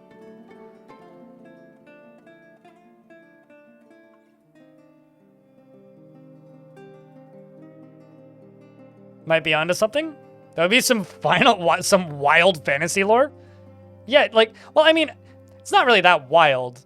I mean, it's just Evangelion, but like, instead of here, let's actually grab these bronze bolts. It's basically just Evangelion, but like instead of spoilers is the mech, it's instead then just random magma man we ripped out of the volcano is the mech.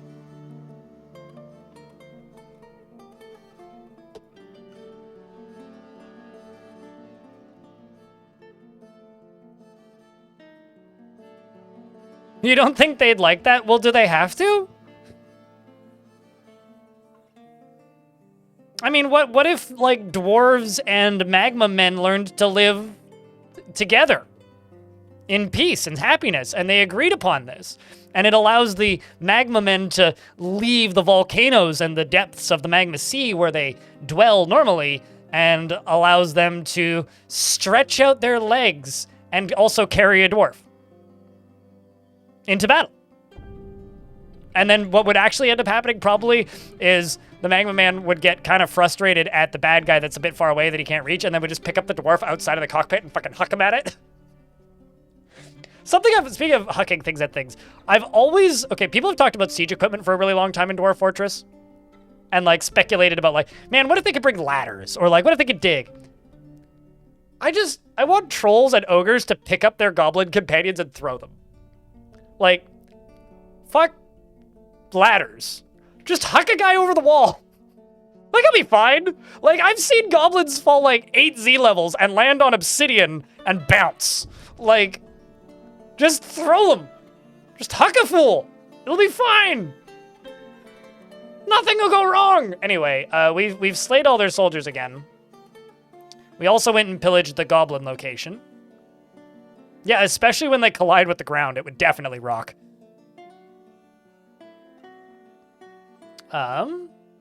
The vampire outmatched the goblin who ran the siege with a cunning plan. Goblin was struck down, goblin was struck down. An elf was struck down, goblin was struck down. This is me fighting against goblins in a goblin location. I'm taking the war to them a little bit more properly now that the location I've been fighting with is a bit more, you know, far away. And then we looted a bunch of books. Good stuff. Did I get any loot? I did get some loot. Iron picks. A purring maggot leather bag. Okay. 750. My God. Let's try and conquer and occupy you.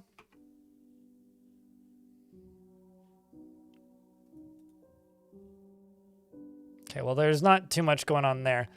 You, I'm going to send this squad in to just raid it. And I'm going to leave free captives and steal livestock because I want to get replay DK back if I can. And, ooh. Dark Goblin Pits. Yeah, we'll just leave the rest here. Good luck, dwarves. As soon as you get bored with it, stipend. As soon as you feel you've done everything you want to do with that fortress is a good time to retire a fortress.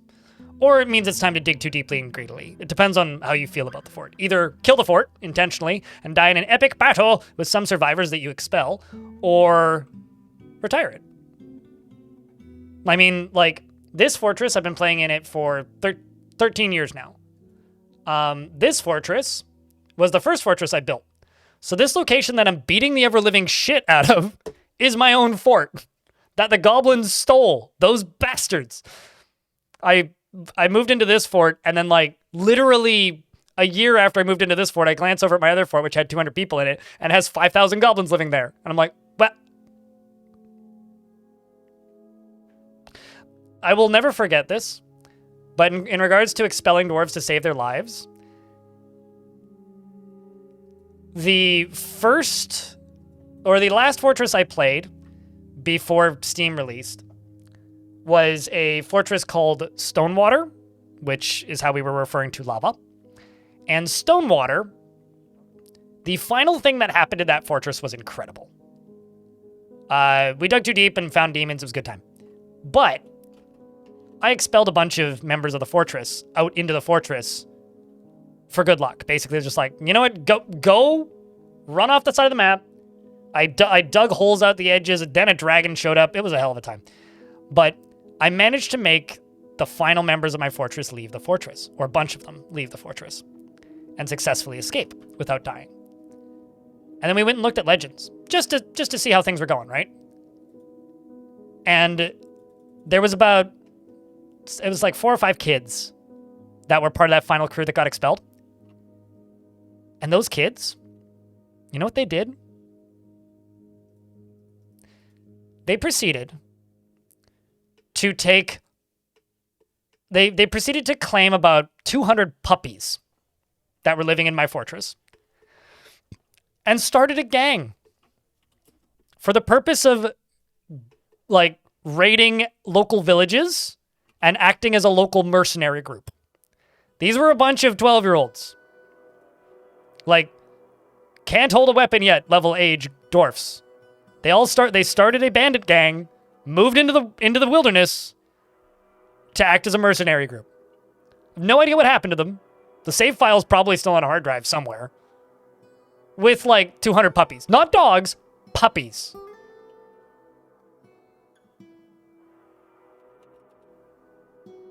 Like, genuinely, that is one of the most incredible things I've ever seen. I want to know what happened with the rest of their lives. How successful were they? They were probably super successful. I mean, come on, they're dwarves.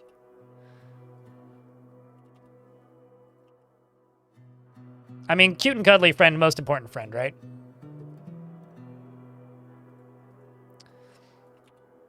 All I'm saying is I would watch that Netflix original. The 7 children who escaped from Moria.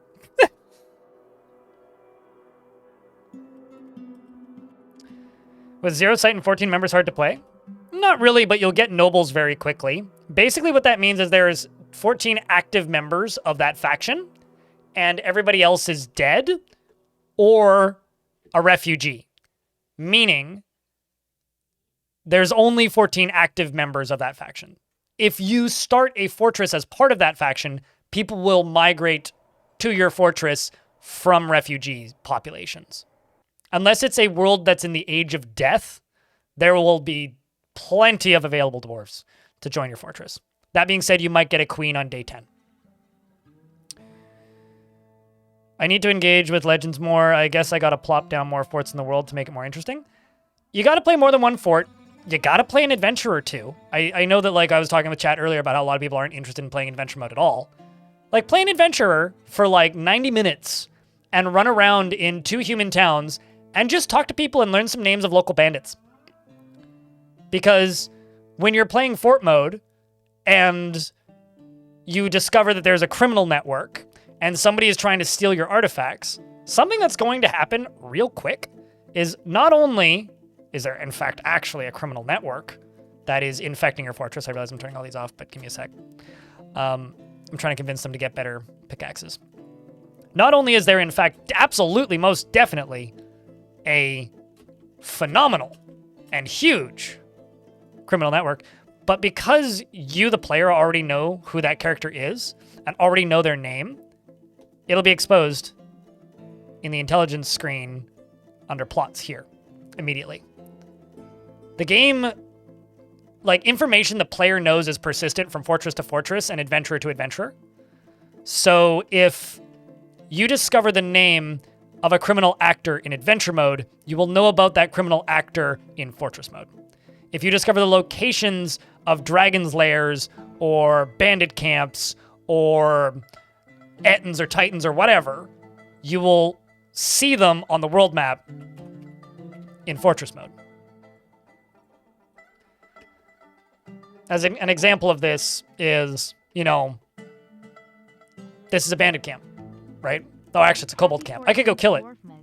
I could also go demand that they send me tribute, which I'm sure that'll go just fine. So let's go here and say, demand one-time tribute. Like this. I'm trying to think of other examples of this. Like this is a lair named Shocktail. This is another lair that apparently called the Pit of Soils, which says no civilized population, but there is a dragon that lives there. Because I found it in adventure mode.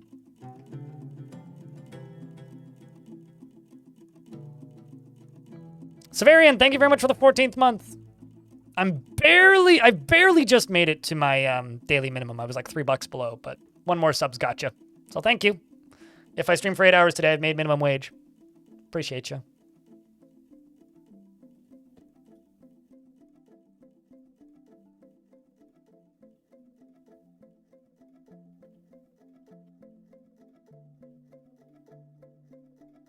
It's like some knowledge does, other knowledge doesn't, right? Like world map knowledge in adventure mode doesn't carry from adventurer to adventurer.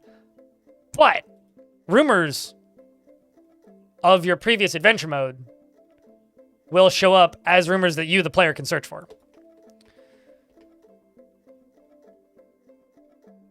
Like, this is like half of... There's an old saying in the Dwarf Fortress community, and a lot of this is like started and caused and pushed by the developers themselves, which is, if you're playing Dwarf Fortress, you're the beta tester. The people that are actually playing Dwarf Fortress are the people talking about Dwarf Fortress. Does that make sense? Like, Dwarf Fortress is a trap. You're not actually playing Dwarf Fortress. You're just simply helping test mechanics for Dwarf Fortress. But the people who are actually playing Dwarf Fortress are those writing about, talking about, and telling people about. Because it's a game about, like, I guess as I said at the end of my last big video, It's a game that makes me creative again, which a certain American president likes to ruin that sentence and make it sound horrible in my head. But no, seriously, it is a game that makes me feel creative in a way that I was when I was a little kid that I'm not as an adult. You will be on version 51 on the 23rd. It updates in like a week. Is that a week? Oh, fuck. Is it actually just a week? Stressing myself out now. 2 weeks. 2 weeks, 2 weeks, 2 weeks.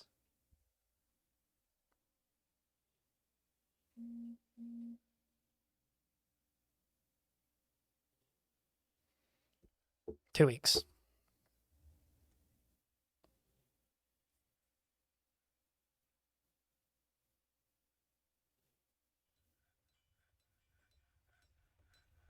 weeks.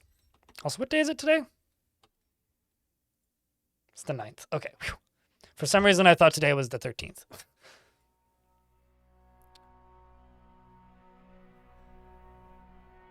Another dwarf stumbling around obliviously. The merchants have gone off on their journey.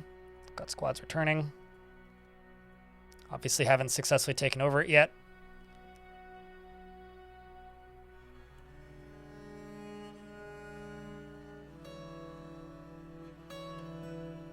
This game is going to ruin you. Focus on the important stuff. That or just play with the frame rate set very, very low because the game's speed is tied to the frame rate. So set the frame rate to like 15 FPS and just like run it like a screensaver as a second monitor, like ant hill. Totally a viable way to play Dwarf Fort, by the way. And also Krista, hi. Did you just tune in? I thought you were here earlier. Or am I going crazy? Of an old game for the AS, ever heard of Ogre Battle? I'm familiar with Ogre Battle, yeah. Dr. Y. Partner's neighborhood in LA was just placed under evacuation suggestion. For what? What's going on in LA?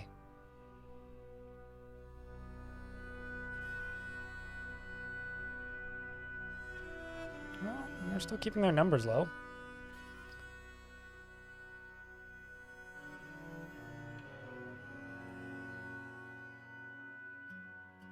Huge fire? Wait, what? LA is basically all on fire.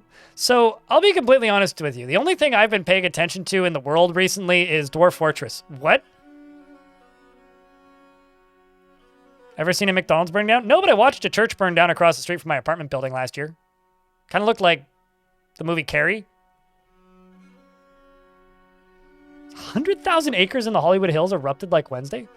Yeah, that would be why I missed it. I fall into like a weird hole and wake up and come back to reality after I'm done streaming for the week. Every week, basically. So, holy shit, what the fuck? Out of season wildfire. Wow. That's terrifying. As somebody who deals with wildfires here, that sucks. Stay safe out there. And it just burst. Jesus fuck, dude. You know, it's funny because like I don't think of Hollywood Hills as being a place that's heavily forested, but yeah, it is.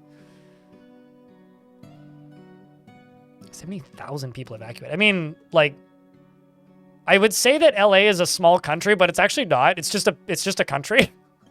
So yeah, that's terrifying.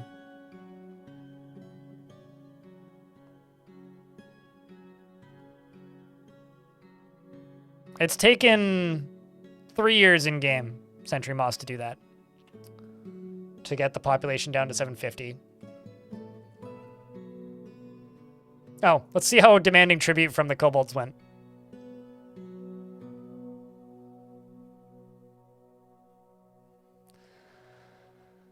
Unseasonably timed fire? Yeah, no kidding. They didn't respond. We demanded tribute and they said nothing in response and gave us nothing.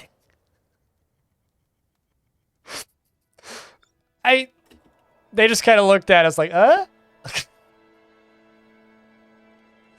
That's kind of funny. I don't know what I expected, but kobolds are dumb. More news at 11. Should I go kill them all? They thought my demands were too bold. They were like, "Do you have shiny? No? Okay." That's very funny. Fucking kobolds, man. Disrespectful twerps. They don't know who they're dealing with.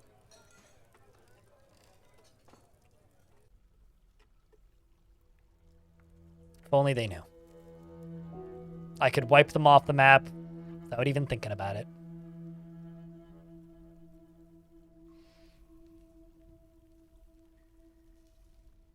Yeah, no, they literally don't have language. You are correct. The thing is, sometimes I've had them give me items when I demand tribute from them, just as a joke.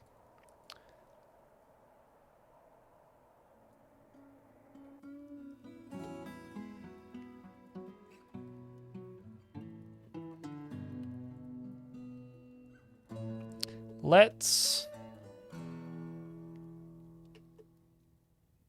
There's a goblin hamlet there. Let's just go to this goblin hamlet and raise it. It's got dark goblin pits, a goblin fortress of lustrous steel.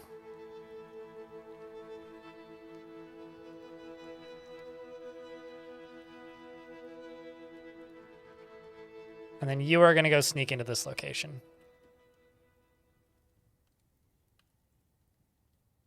Yeah, no, they haven't. True, maybe they haven't stolen any items. This is true. I got a bone ring from them once. I also stole a thing once, or got a tribute from a kobold camp that was called a dum-dum, which was a drum.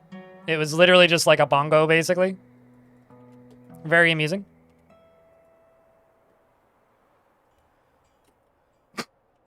Slightly terrifying. This thing is the terrifying one. Also, what the hell's going on down here? How is this the fastest way through here? Let's just forbid that so y'all stop taking this silly dumb route. There's gotta be a more direct route over there. Yeah, the kobold cabbage is the old meme of that.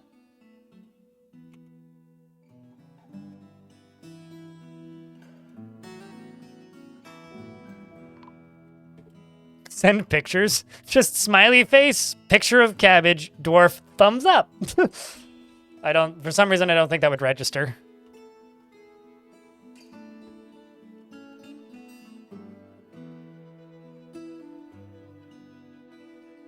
Do happy vampires have low empathy?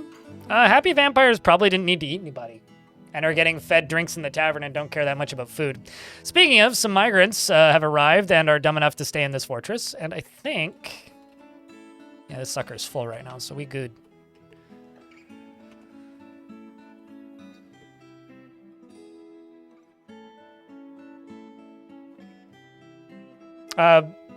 Kobold cabbage is a image of a person who demanded tribute from a kobold tower, and they got a cabbage as tribute.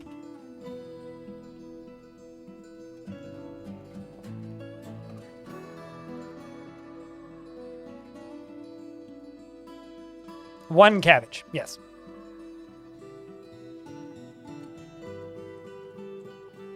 How do you find out why fights break out? Sometimes it can be hard to tell, to be honest. But generally your best bet is by scrolling all the way to the top of the combat logs, or by having a captain of the guard who can deal with cases as they arise. Like, this dwarf keeps starting fights, but they're a child, so I can't actually arrest them. Man, being a vampire child is cheating at life if you're a criminal. You can't get arrested for committing crimes as a child in Dwarven Fortress. Yet, like, if you're immortal and you never grow up and you're always going to be a child, you can just, like, crime to your heart's content and never get punished for it. What the fuck? Sorry, I just came to a realization and it sucks.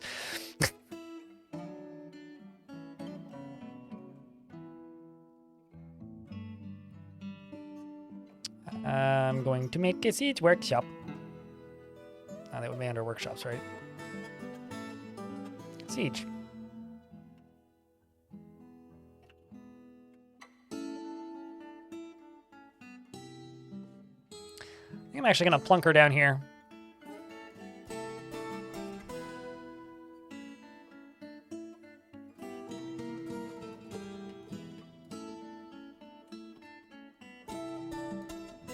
First pick on Reddit? Naturally, yes.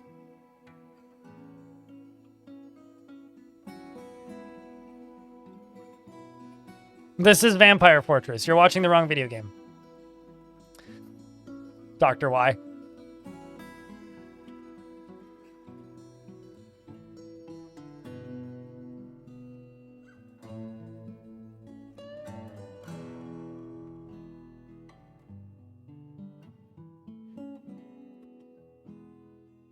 Just saw piles of dead bodies is terrified. People can be so angry. I just don't understand it. Yeah, well. Should look around sometime. Next attempt to seize failed once again. Meanwhile, it's just like expectation versus reality, Eurist games. Expectation is just like hentai nerds' idea of a 3,000-year-old vampire. Reality, Dwarf Fortress's idea of a 3,000-year-old vampire, which is just like a curmudgeonly old dwarf who's missing an arm, has one eye, and is babbling insane because he failed a strange mood at 2,955 years ago. Just walking in circles going, just refusing to actually eat anything and snap out of it.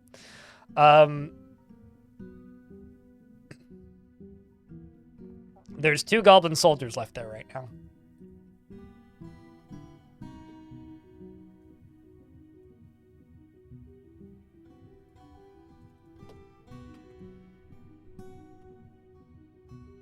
Just like me. Yeah. Me after work on a Friday.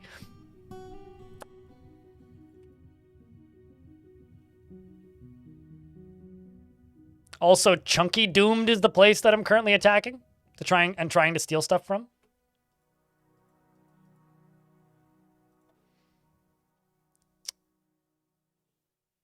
Seems like they're all in Chunky Doomed.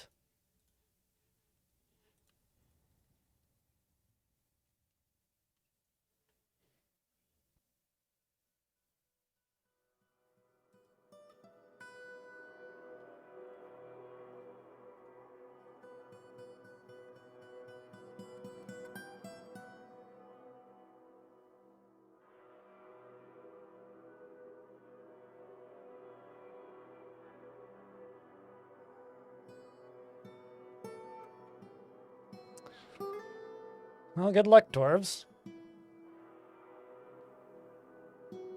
They're trying to rescue Zon, amongst other things. Send you back out now.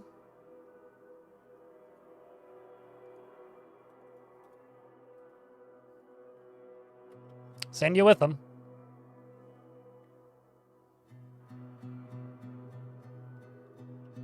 So it'd be Vampire Team Fortress. That is true. I wouldn't have made that joke, but someone had to, I guess.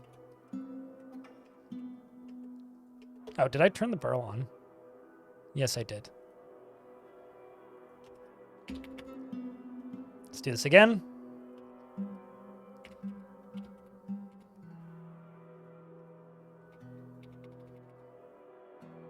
Okay, so you are not a vampire. And neither is this dwarf. They will be soon, though.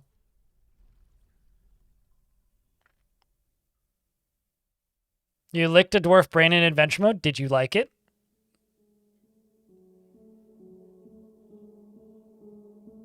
Someone's trying to play a RimWorld in a dwarf fort and it didn't wake. I would recommend throwing the dwarf brain at somebody. Much more effective. Dwarves can establish new sites on their own, but not fortresses. Once World Gen ends, the fortresses are locked, basically. The player can make new fortresses. The dwarves themselves cannot.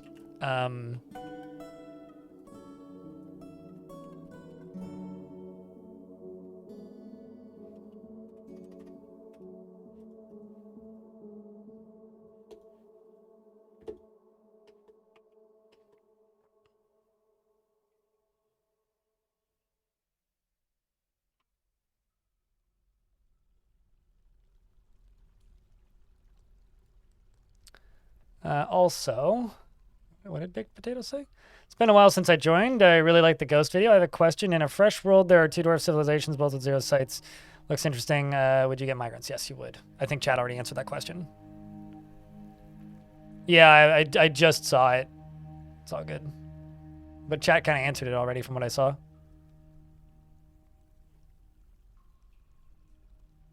But you will get migrants. I don't know about a flood necessarily.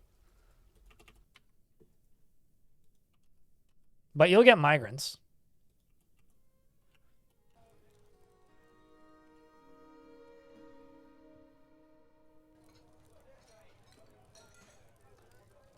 Wonder after performing the rites.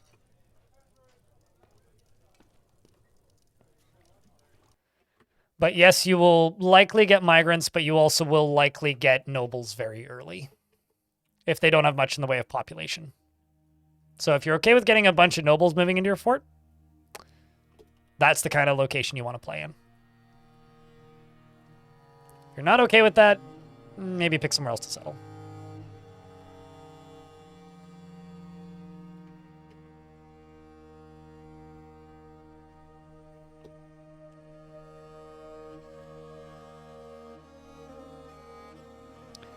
Let's make 9 catapult parts for 3 catapults.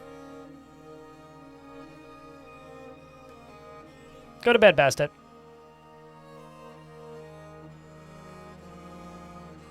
Yes, World Dwarves can take over forts and reclaim destroyed forts.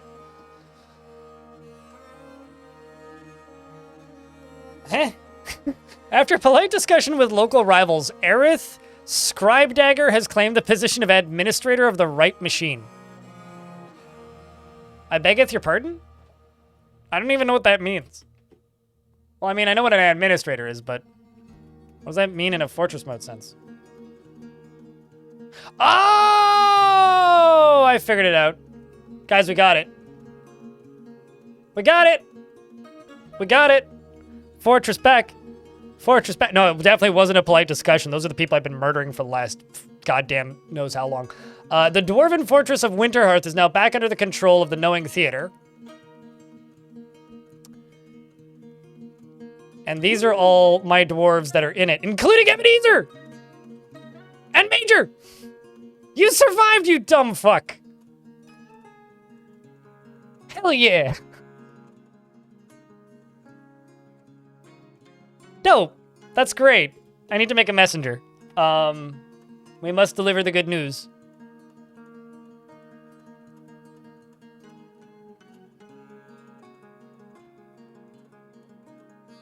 How about one of the... I scroll until I find a dwarf that isn't a holy figure. How about Olin? You're a holy figure, but we'll send you out as our messenger.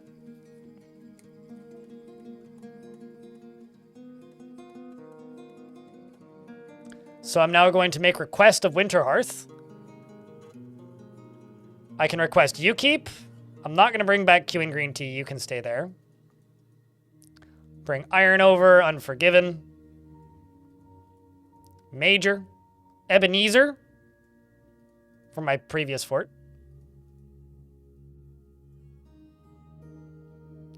Two-headed. The Unswerving. Sword Murder! Yeah, that was definitely one of my dwarves.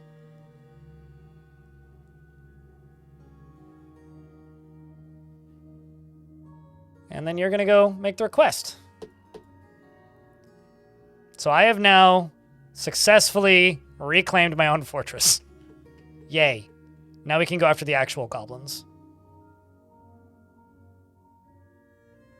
Does that say Judge Pants? It's probably somebody's last name. That's a good last name, though.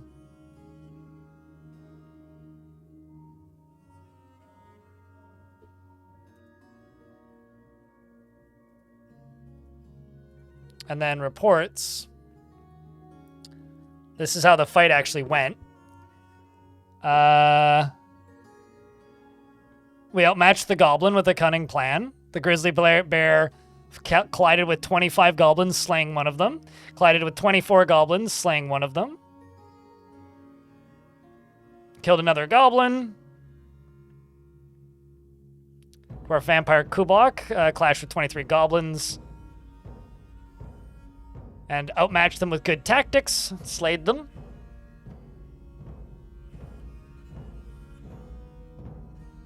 The final goblin was the goblin Mebzuth, who was hacked to pieces by the dwarf vampire Zuntir the Unforgotten, the bewildering cardinal creature in Winterhearth. And my attempt to go raid the goblins up here at Chunky Doom, which is a very good name. Human led the defense, and their tactical planning was superior? Oh no. But we did kill... Nope, we didn't kill them. We did smash their chest open, though. Here. Human Statos, that wasn't their leader. Oh, no, we killed their leader here. I lost Irel, Inklocked, who was struck down by a human. Clashed with 490 Mineras. The vampire Moldath was struck down. The vampire Fath was struck down, and Saigon Axstud was also struck down. Stood up by that axe. Well, I'm going to need some of my soldiers back.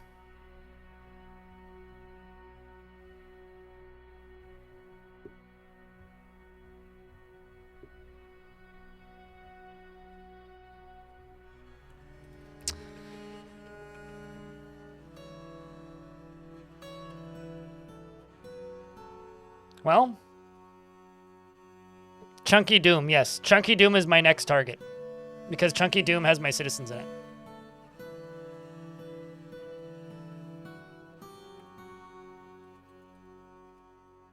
So we're sending these suckers back out.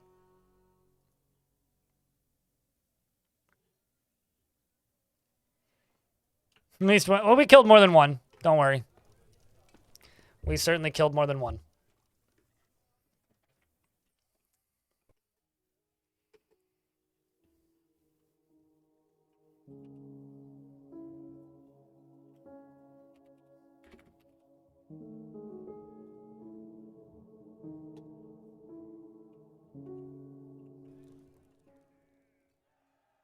Okay, we are now making catapult parts down here. Also, the dwarves are clearly celebrating the grand victory at Winterhearth.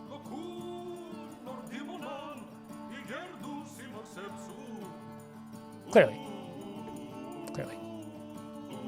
You want to see how many you have type in tickets?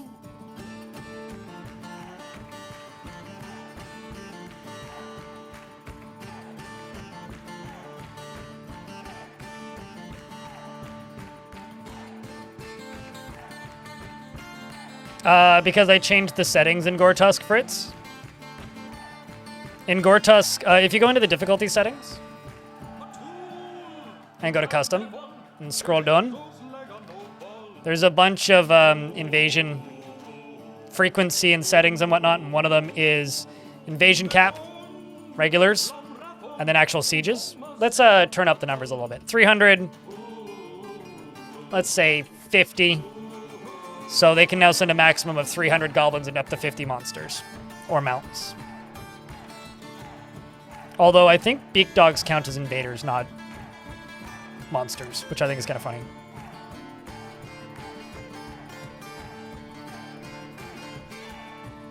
No sites equals no trade.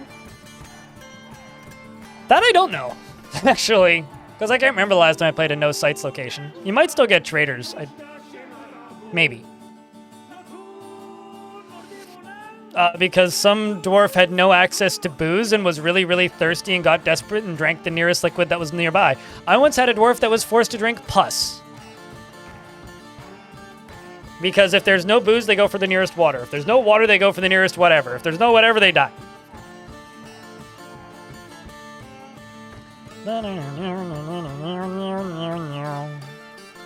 Dwarves seem to be a bit discolored. No. They're totally fine. Tumbler Yumbler.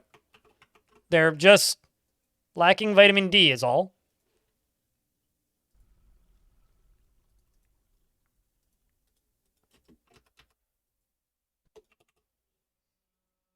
Just lacking vitamin D.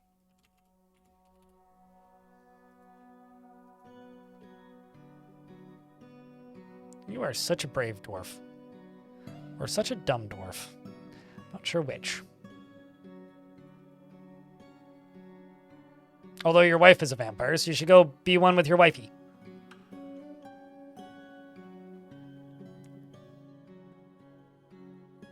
Are they all vampires? Not this guy. Everybody else is.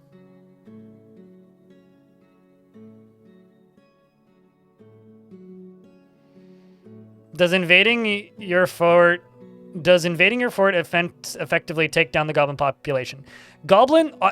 Every single population in the world is finite, with some exceptions. But most populations in the world are finite. So if you're getting besieged by goblins, they will actually run out of population faster, be easier to attack, and also if you can tell when they start to run out of population for soldiers, because instead of attacking you with more soldiers, they'll start simply attacking you with, I need to quick save apparently. Instead of attacking you with soldiers, they will start attacking you with bards, scholars, and performers, and peasants, and recruits. Which was real funny. I was fighting with an elven faction. Not in this world, but in the one before. And they kept attacking me with armies of dudes armed with books. Like 3 to 4 books each. So we would just like hide until they would fight at the same time as the goblins, attack the goblins, die to the goblins, and then we'd run outside and pick up the free books. We had a pretty big library because of that. It was great. So many donations. The pen is mightier than the sword? I don't know about that, but the platinum-bound codex certainly hurts when it hits you in the head. If this dwarf goes to sleep, he's gonna die, like, immediately. All right, I mean, if you insist. I'll let you go attend to your meeting.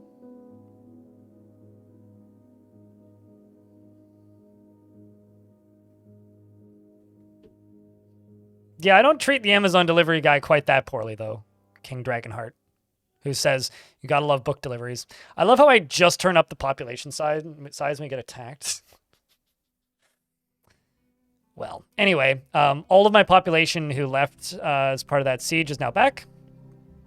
So I can now toss them all into this squad. And I have to wait until all my dwarfs is inside.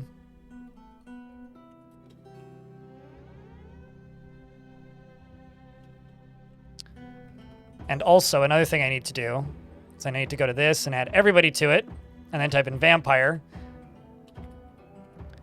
and remove everybody from it.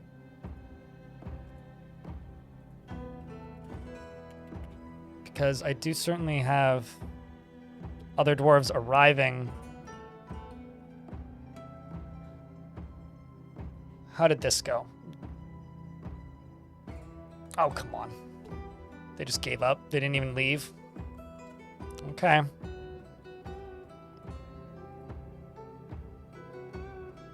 You're a vampire and just lying about it. You're not a vampire. What are we under attack by?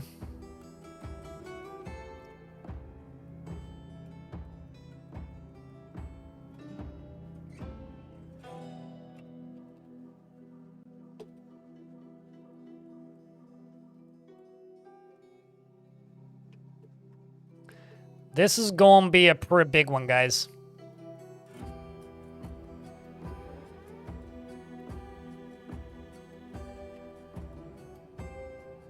Well, I mean, those elves weren't trying to teach me about preserving nature, but they were certainly trying to teach me to preserve literature.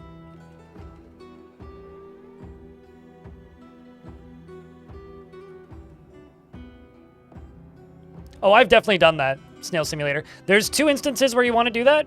If you want to add population to a faction so that you don't get a queen, like, immediately, that's a reason to do that. The other reason you would want to make a fortress and then immediately retire it is if you happen to have an area like... That's not a good example. An area like this, where there's a tiny little island that's very close to the shore but not quite on the shore. Or, like, maybe an area like this and then an area like this. Or... even an area like this.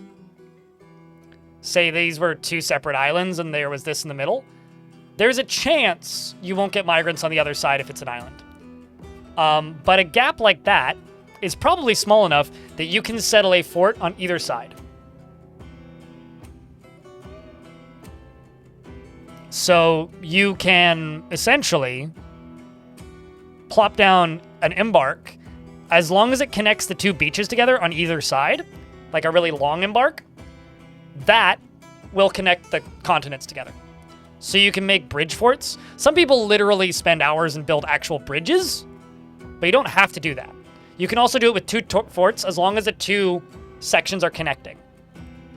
So you can, if there's like two beaches, but they're too far apart for a 16 long line fort, then you can make a 16 long line fort, embark, retire it, and then make a 16 long line fort, embark, and retire it, and then you'll get stuff on the other side of the bridge. Part of any faction, not just that one. Sort of a bug, maybe? I don't know, but...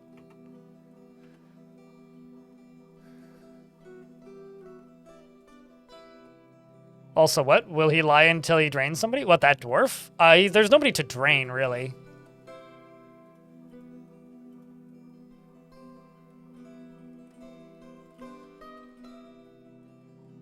I can't export scepters. Got it, duder.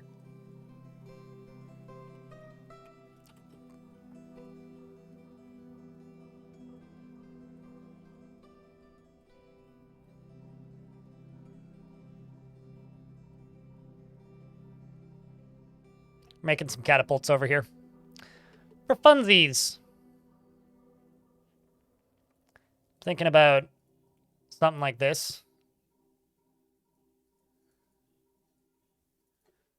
Kind of an out-of-the-way-ish little walkway.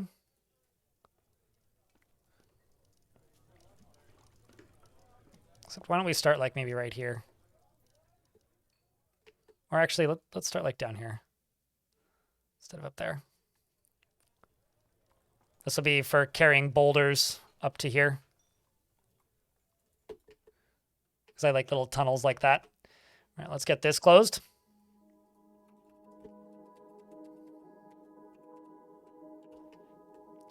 This is all hooked up.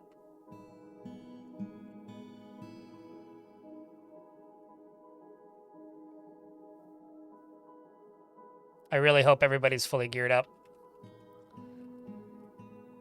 All right, it's time to cross our fingies, chat, and go, well, hope y'all are inside, because if you're not, well, you may be dead.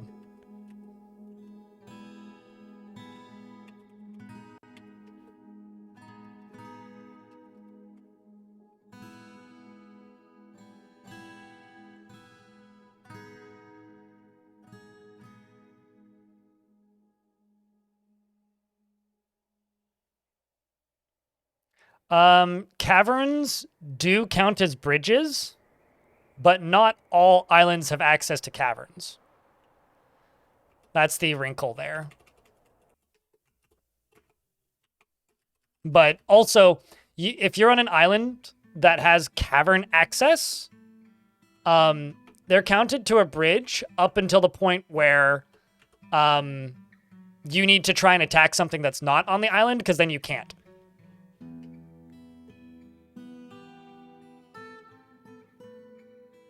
Also, chat, I'm about to get hit by an ad, but can I get a really big Vile Force of Darkness? If you happen to have a subscription, we have two emotes, Vile Force and of Darkness.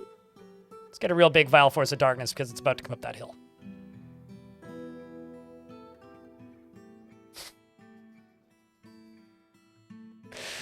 Oh boy!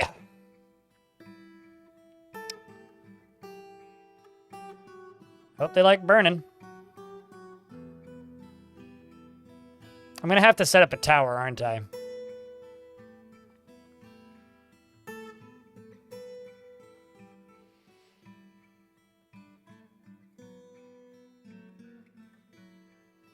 They have to have sent some notable figures. While the ads are running, I'm gonna search for notable figures in these goblins.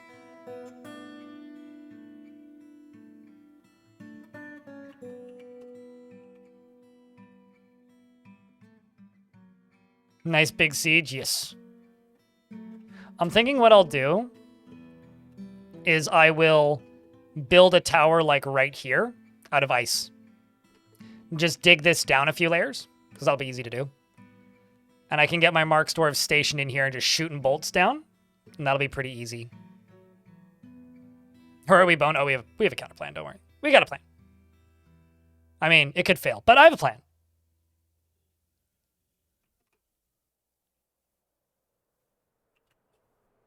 Definitely. Ad break. So I will pause game. Let's see if I can find any notable gobs. Historically important gobs. Actually, I could just skim through this. Usually legendary ones are important. You're lying about your name.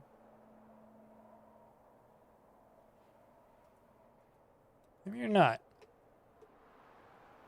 Kind of looks like you are. You have a crown.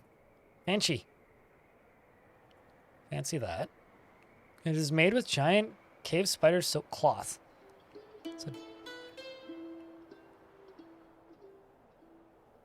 It's got hanging rings of resin opal. Why do you have fancy pants?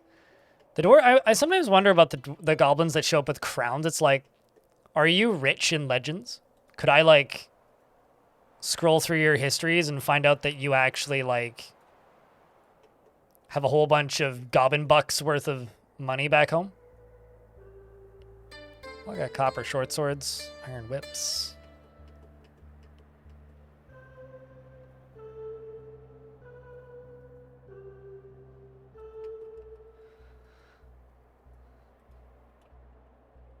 What does this look like in ASCII? Here.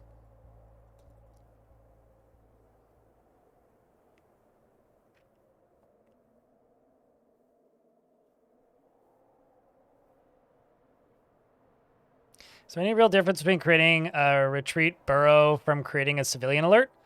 Civilian alert is a DF hack script that I personally consider cheating, and a burrow is an in-game mechanic to tell dwarves to please not leave an area. G's, B's, and a couple O's. Oh, actually, here, I'll just show you since we're in ASCII anyway. Check this out. This is the actual fortress itself. Look at that.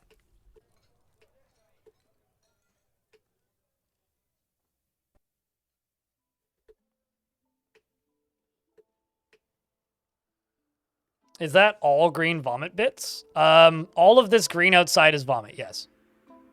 That's whatever Ego Avalanche, the Sins of Forgotten Beast is. Their extract is just kind of everywhere.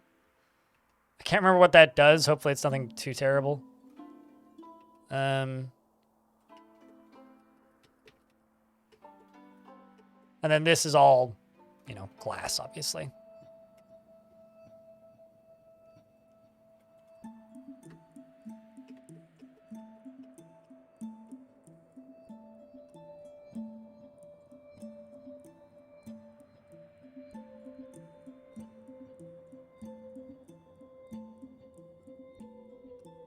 Nothing about...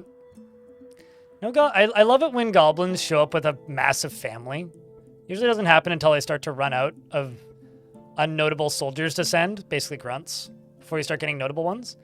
Because the notable ones often tend to, like, have huge populations or huge families. And then when they show up, it's like, oh, well, we've got 1,500 members of my family. And so the next 10 sieges, you see, like, their 18th cousin attacking.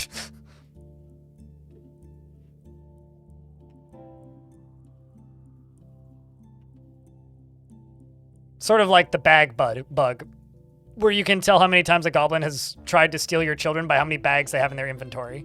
Every single time they, like, try to steal your... kidnap your children, they bring another bag. And eventually it just gets ludicrous.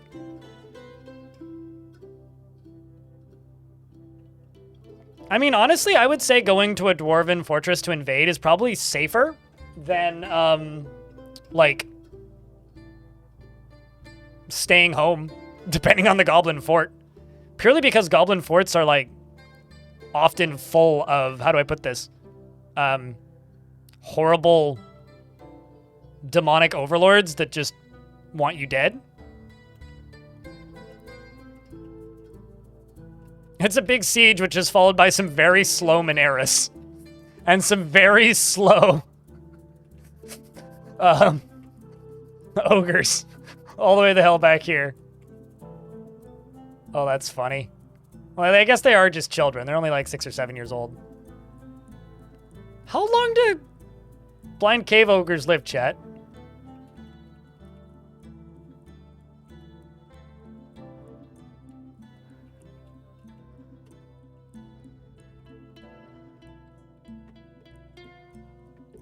It's okay. This will go just fine.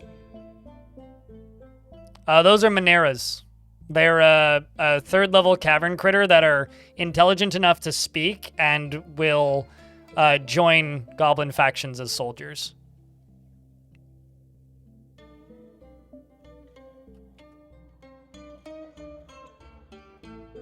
Yeah, I would say this is just a belligerent waste of their own immortality. What kind of defenses does this fortress have? You see that orange stuff? That. 30? Really? Oh, wow. I didn't realize they had such short lifespans. I thought they were more like an 80 thing. Instead of asking me that, go ask Putnam.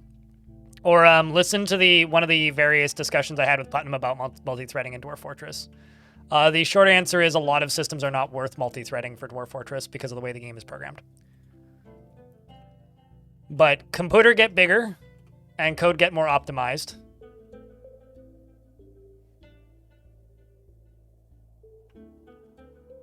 That's probably enough.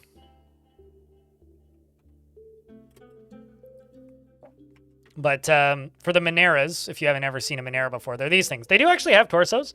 They're basically like a head with legs and hands. Their description is pretty good. It's a creature that crawls along the cavern's ceiling with 4 long arms. Its body is shaped as the head of a man with the mouth full of shark teeth. It waits for its prey to pass below. And I gotta say, the Mineras are one of those examples of Dwarf Fortress where I liked them more the way I imagined them in my head than the way these sprites ended up looking, but they're fine. The description is better than the sprite, in my opinion.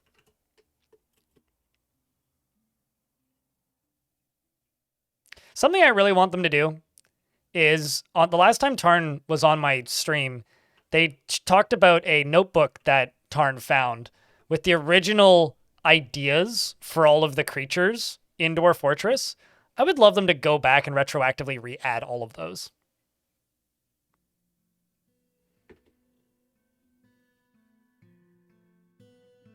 Yes, the goblins are going to have a very hot bath. They're coming to the Dwarven Hot Springs. They're also walking very slowly, which is very kind of them. Yeah, I know a bunch of them are on the wiki, but that's something I would love to see in an update. Because I want a magma walrus to get added to the game.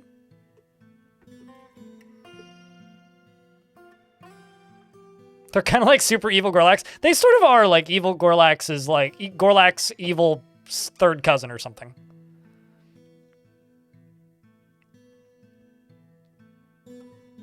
This is actually my first time getting to properly test this whole setup. All right, there we go. They're now locked inside. They have no way out. Goodbye, goblins. This isn't the most exciting defense. I'm going to make this into hopefully a more exciting defense. I'm just trying to defend my own fort right now. Happy New Year. 9 days late. Oh, it's so good. Audio, thank you very much for the 91st month. And 9 days. Hey, chat, can I get 91 beers for 91 months? They don't all need to be in one post. That is the maximum possible subscription you could possibly have to this fortress. Many of them are just lining up to unexist themselves with the drawbridge. I kind of respect it. They're all just stacking up like right here. Well, I mean, hey. I ain't judging. Thank you, Audio, for keeping that sub alive for as long as you have. Hobo with a similar number of resub. Yeet. I mean, you know, I'm not going to deny. I am kind of in the same boat. I also would rather get crushed by a drawbridge.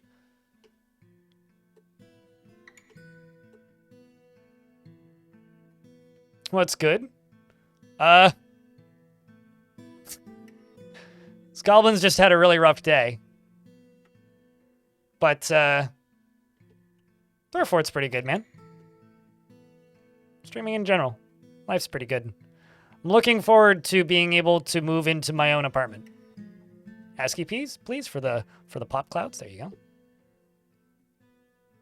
Should see those momentarily.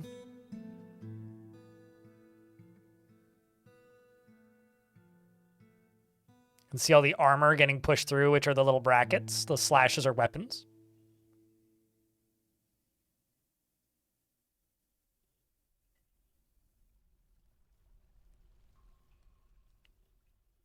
Yeah, I move 1st of February. Audio. I technically have this apartment until the 15th, but I will be moving before that.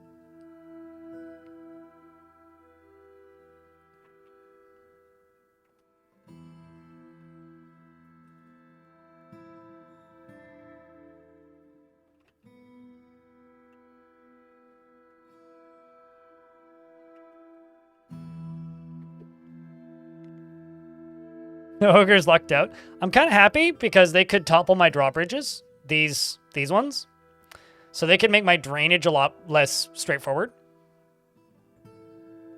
I could let these goblins go, and then they'd like it. Should I open the door up and let them out, chat? Because if I did that, it would allow them to come back. Ah, it's all good audio. I'm amazed that you're still subscribed, okay? Like, I get it. I mean, I haven't watched Cat on Mars in maybe a year, if not longer, and I just pulled a 102-month resub on his channel. Nah. Will lava flow into my fort? No. I've set it up so it would have to flow upstairs a whole bunch, which it won't do.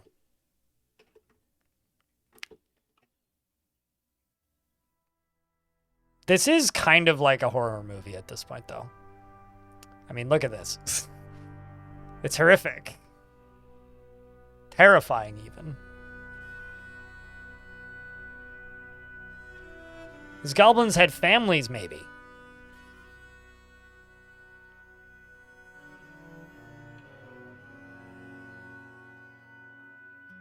You're not wrong. I did, in fact, spare the ones outside already, depending on how you want to look at it. There goes the last of them.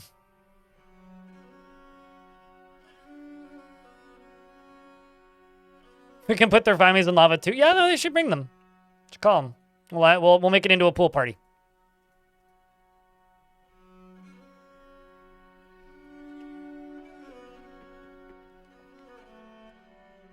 That is true. They did, in fact, pick a fight with a fort full of vampires.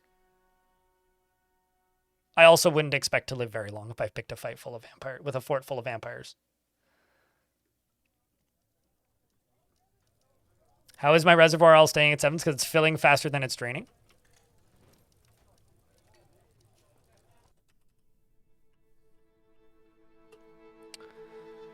Now I got this lever to pull.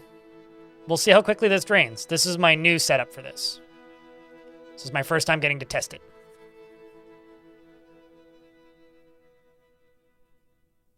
Much faster. You'll love to see it. I mean, it'll still have to drain out this side, so I'll have to connect this side to it, but nice.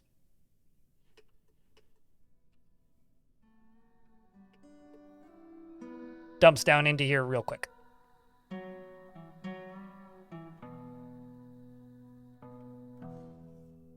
If you do play Dwarf Fort right now, make your world on the beta branch if you don't already have one.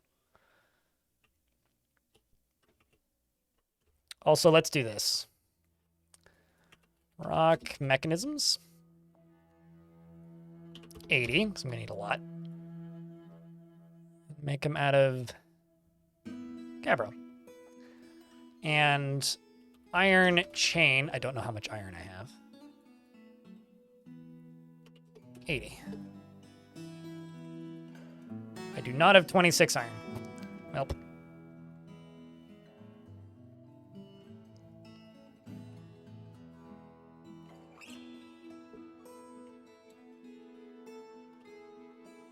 Well, soon. We will soon. Then I can also open this up and help drain this out a little quicker. Which will let that flow this way. I think what I might do is just put some drains in here and let it drain out separately directly through the bottom here.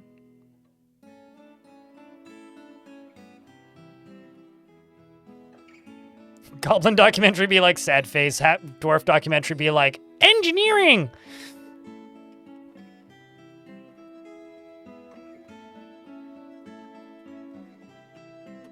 Okay, let's go back to what we were doing, which is, in this case,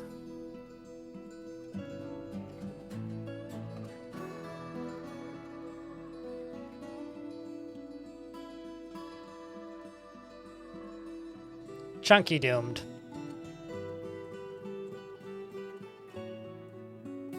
Pillage. Raid. Don't pillage.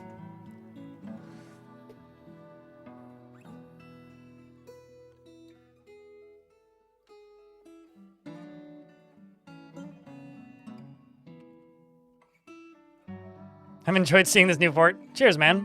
Hope you got to see the last big video. Very proud of how that one turned out, even though it didn't get seen by as many people because YouTube didn't like it as much, unfortunately.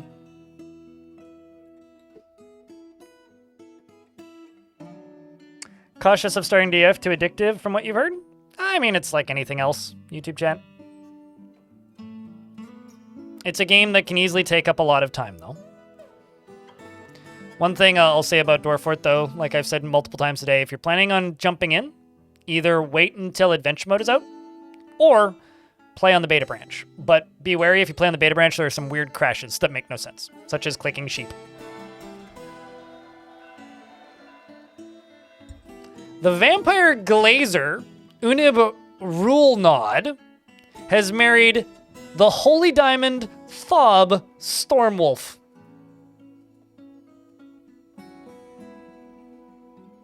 I like that the Dwarf Glazer vampire, muted gate, got married to Stormwolf.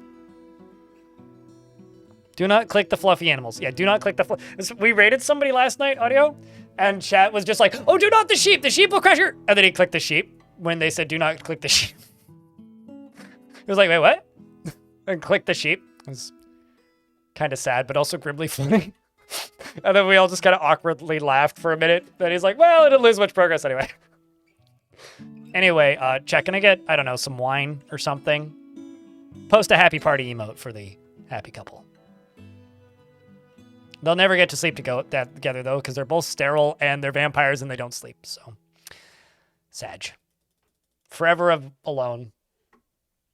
Sad life of a vampire? What? All right, yeah, that squad is empty. Forgot.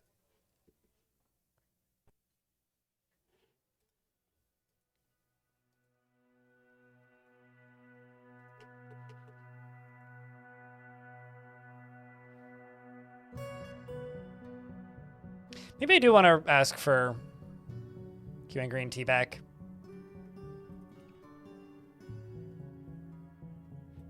Maybe I don't.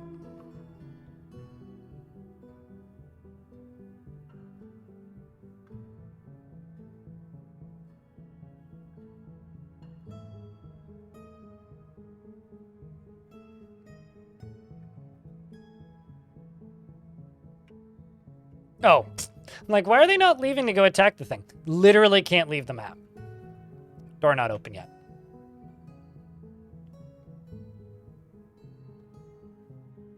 Kindly click it. I would like to expect. This is like telling me that Alt F4 saves your video game.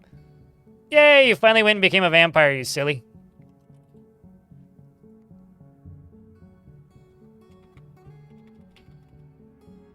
It's still just these two that are lying about whether or not they're a vampire.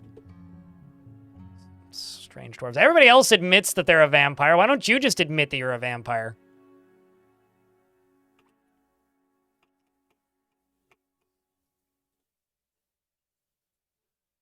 For some reason, I've got two dwarves in my fort that are lying and pretending to not be vampires.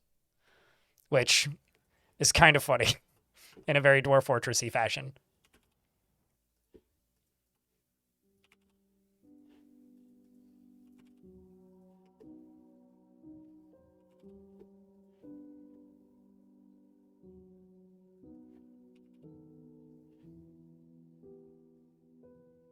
Unchowder, thanks for the raid. What's up?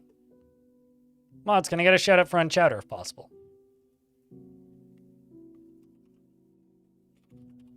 Also, how's the arcade machine life going, Audio? I learned a little bit about how Japanese rhythm arcade machines work and how that business works, and holy shit, that stuff's fucked up. Seems exceptionally exploitative. Don't blame you for wanting to own your own.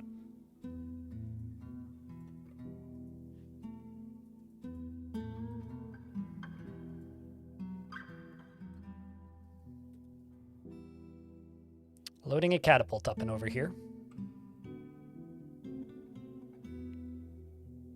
Hello, DJ Empirical. Squid Coder.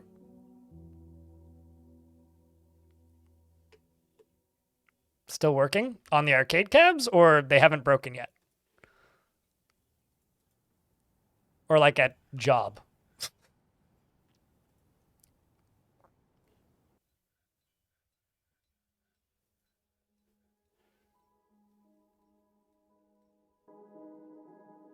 It's a chunky bit of lag right there. What caused that?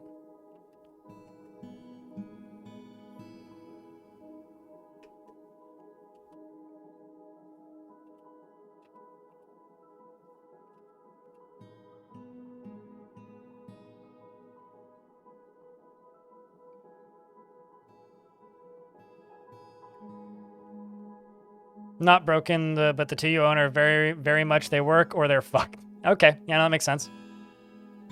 You know, I'd imagine it's like pinball machines.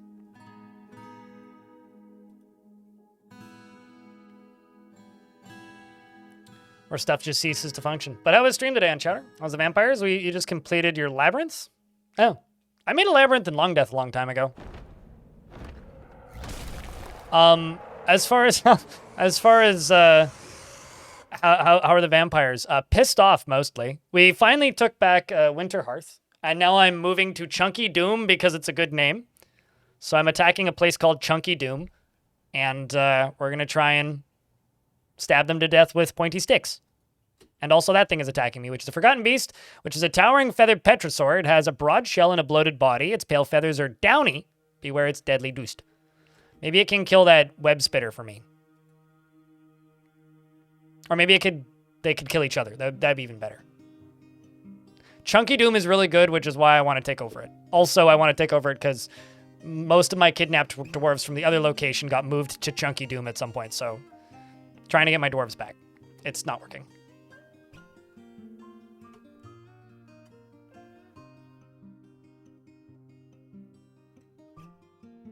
Although no Dwarf Fortress name will ever win against the best named thing I ever saw in Dwarf Fortress, which is Dung's Depths, the Naughty Hole, which was a cave. It's a kobold cave called Dung's Depths, the Naughty Hole. And after I finished laughing my ass off like a small child, I realized then that I couldn't actually get there. So, like, it was completely inaccessible. This is the thing I need dead.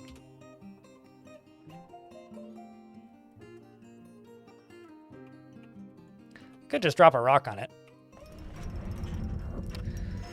The dwarf vampire has created a Sacra Kolthgash, a tetrahedrite ring, and offers it to the Fire Frost. Do you now? Do you now? It's a tetrahedrite ring. All craft worship is of the highest quality. It is studded with fine pewter and decorated with pigtail and encircled with bands of round tetrahedrite cabochons, which menaces with spikes of tower cap. On the item is an image of an long eight-sided prism in llama wool. On the item is an image of a forgotten beast in amethyst.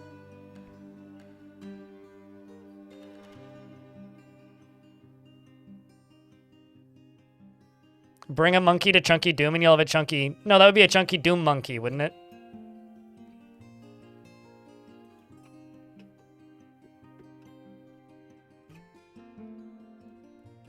Not to be, like, annoyingly specific, but...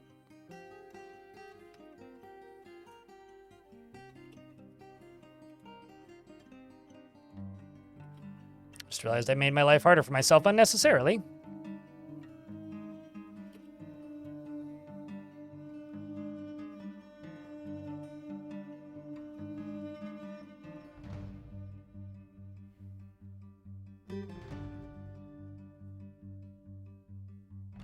I think catapults can shoot through bars. I'm not 100% certain, but I want to test it because I think having bars along the front of this would look awesome. Like just doing a line of bars along here. I think that would look awesome, so I'm going to try and do it.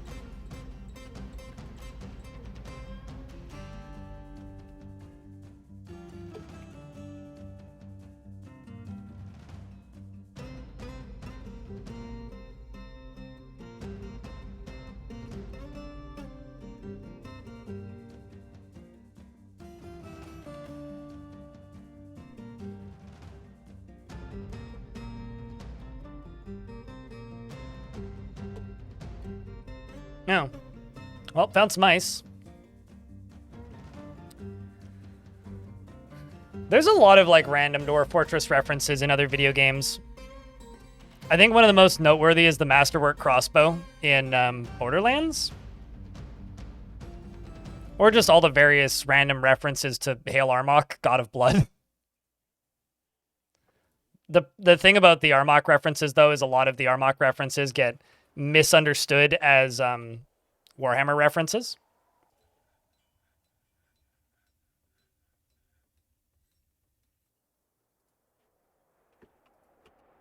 Which, like, you know, it's fine.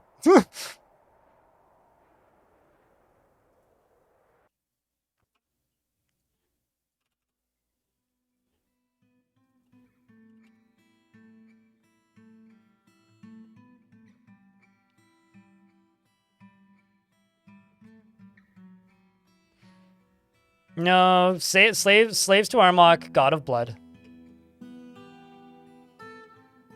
Chunky Monkey's a Ben and Jerry's flavor? I only know of it from the song Brass Monkey.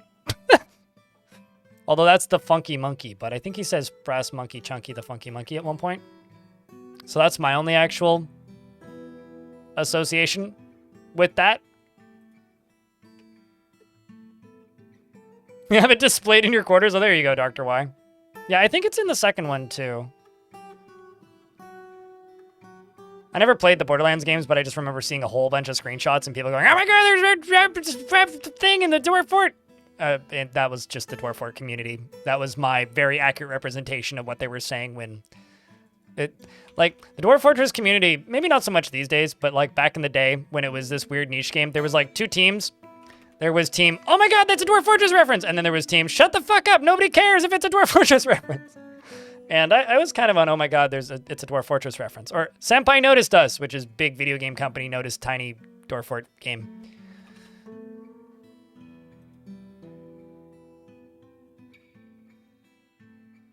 There is a Minecraft area? That doesn't surprise me much. Okay, so this, we're just gonna fire at Will. I don't know who Will is, but we're gonna start shooting at him.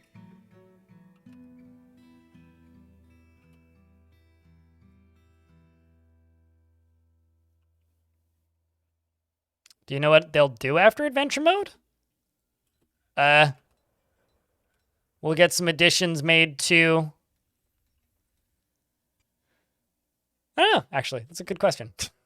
Like, I'd like to say, like, I know, but I don't actually. I know that we're getting the upgrades to mod support, which is going to add Lua script, or update a lot of the game to allow for Lua scripting, which will allow for moddable Forgotten Beasts and procedural creatures.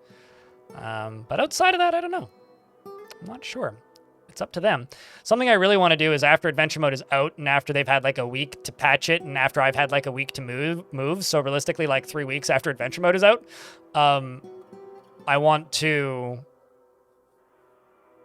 have them on the stream again. Chat with them. See how things are going. Maybe a more extensive crafting system. I have a very large suspicion that that will be relegated to mods for some time. It's just a suspicion. I don't think Dwarf Fortress knows what an anime is. let alone JoJo references. Also, if you reference JoJo, you're a bad person. They were led by the human. The vampire outmatched the human with a cunning plan. Oh no! They turned one of my vampires on me, Rip Fath.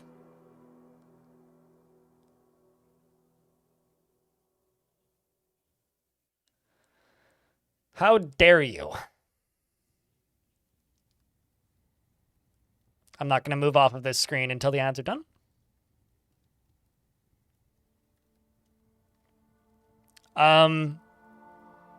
I said it will allow, like, just go watch the 2-minute video that Putnam put out about it.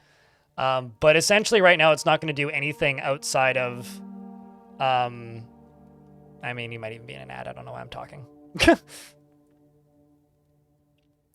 I'll wait for a minute until the ads is done. Just to double check.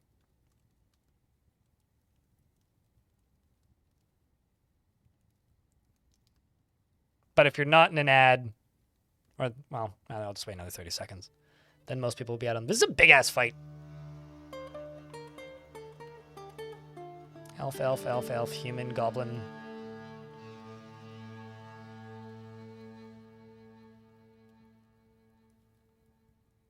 Another elf. Another elf. Human. Human. Killed. In regards to the Lua modding, it's going to allow for the modability of procedural creatures and items. So Forgotten Beasts, Demons, Angels, Night Creatures, Vampires, and Forgotten Beasts initially. But eventually musical instruments, and there's been several posts on the forums by the devs basically stating that the end goal is to tie all of the raws into Lua scripting. Right now it's just going to be one type of item because it's going to be quite a big and quite an extensive recode to make that work. But they're going to do it slowly over time because it'll also speed up actual game development. And eventually it'll allow for things such as UI modability without...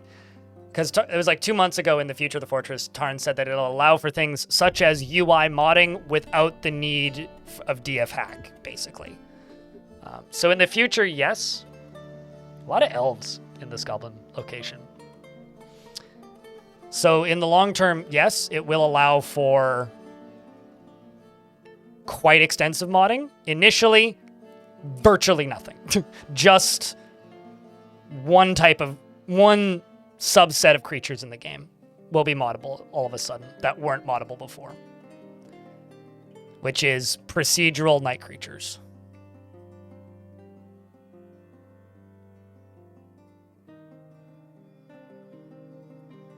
Also, Chunky Doom, to me, the more I think about it, just kind of sounds like a canned soup.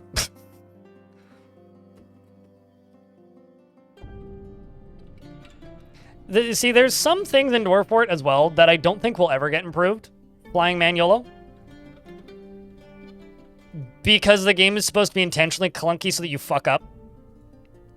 And while I don't necessarily agree with that as a design ideal, Tarn has stated before, like, the reason it's hard to trade stuff out of bins is because you're supposed to accidentally sell them the bin and sell an item you didn't want to sell so that you go steal it back in adventure mode.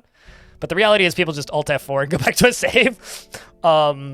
But it is supposed to try and push you towards fucking up and then interacting with other systems in the game to give you an end goal. Like, if you accidentally sell an item, then you go ask for the quest to retrieve the item, basically. Same like you're supposed to accidentally sell stuff. Wasn't the big map rewrite the next major goal? Yes, but the map rewrite... Okay, so the way Dwarf Fortress has developed for the last 20 years of Hunavira is they would set a goal, work towards the goal, mostly finish the goal, and then release it and patch the game once every 8 months to a year. However, they're no longer doing that.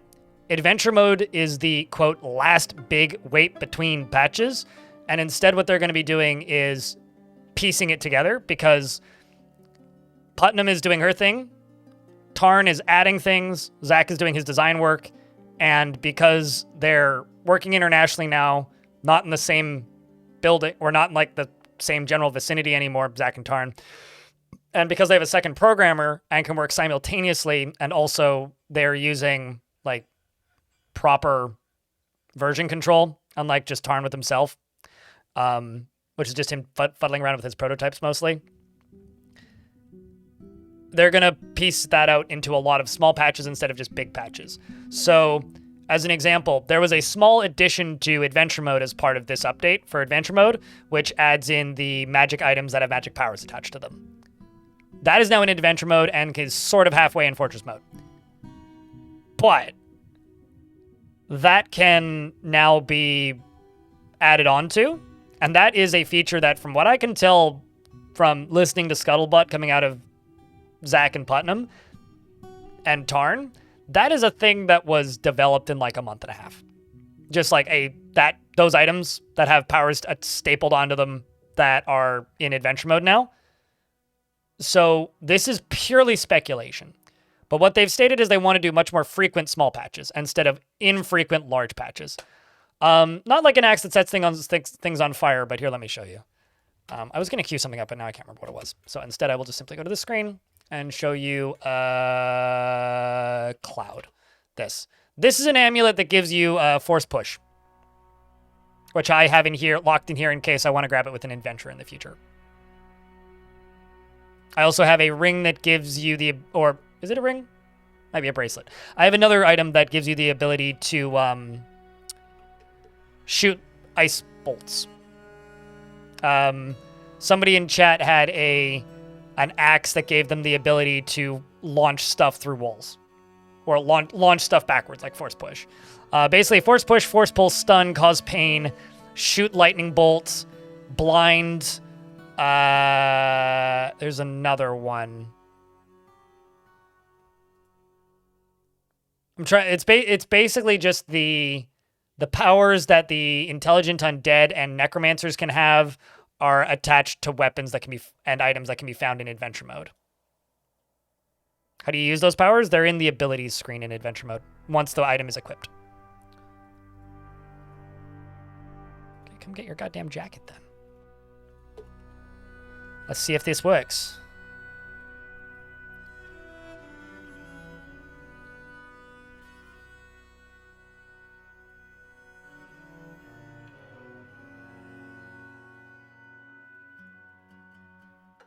Yeah, okay. So I can fire through bars. Nifty.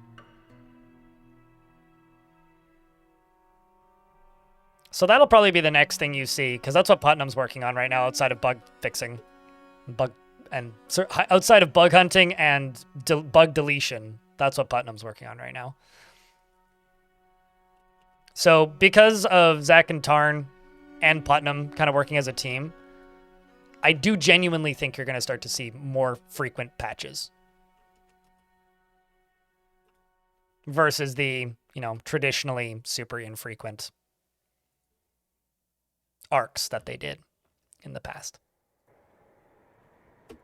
That's not the tool I wanted.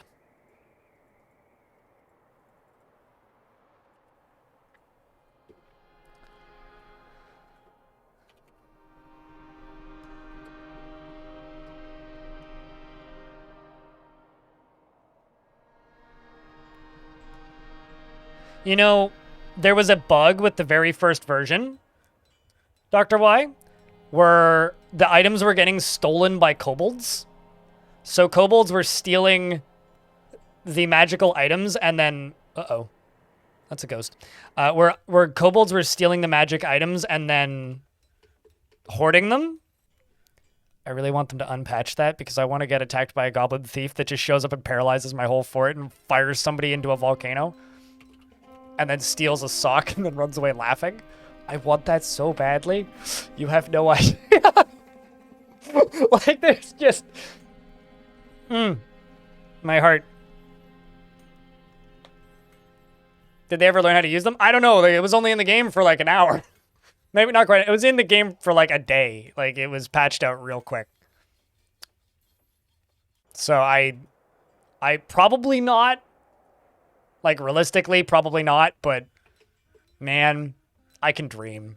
Because holy fuck, that's funny.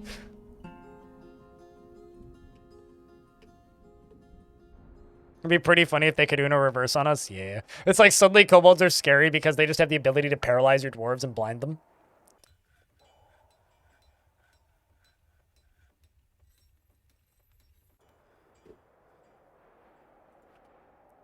Oh my god. So I've lost my entire military.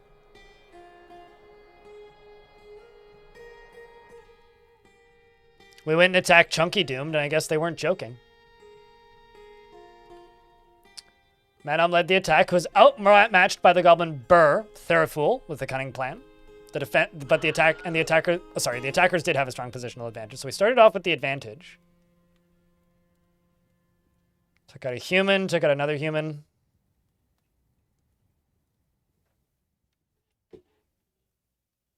Yeah, damn indeed. Deep sea fishing.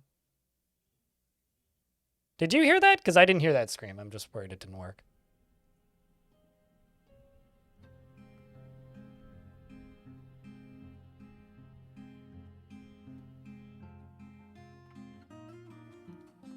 You heard it? Okay. I must have just talked right over it. It happens sometimes.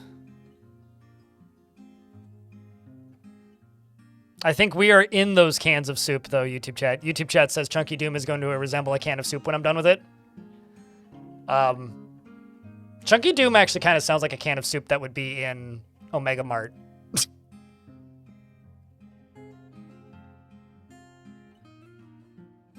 Dwarf Vampire was... Mono... Oh, so our leader was killed by a blind cave ogre. Unforgiven was struck down by a blind cave ogre. Lolar was struck down by a blind cave ogre. Ficod was imprisoned. Unswerving was imprisoned. Mortified Penguin was imprisoned. Whew, okay. Okay. So what I need to do...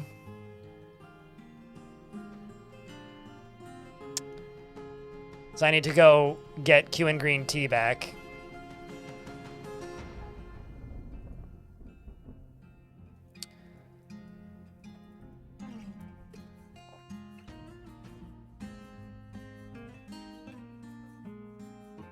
And we need to get rid of all of my squads, basically. And then build a new squad.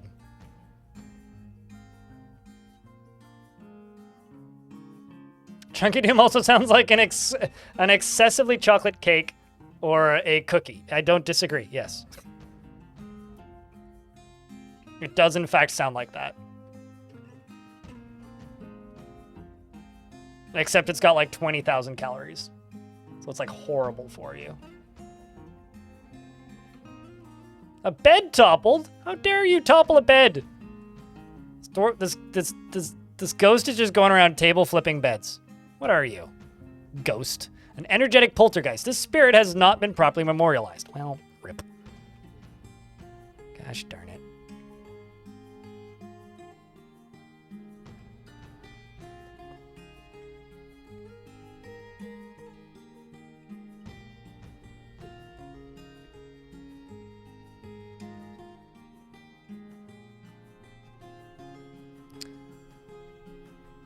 All right.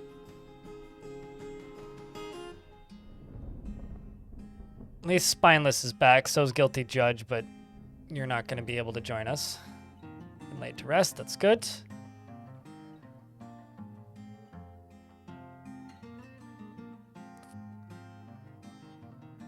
Oh, JJ, you're joining the military.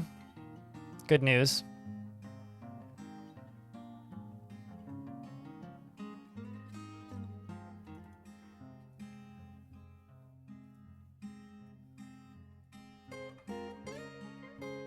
Ah. These two may not be coming back.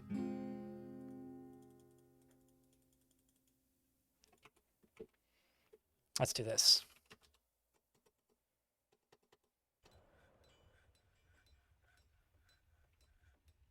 Ha! Did that bring them back? Nope.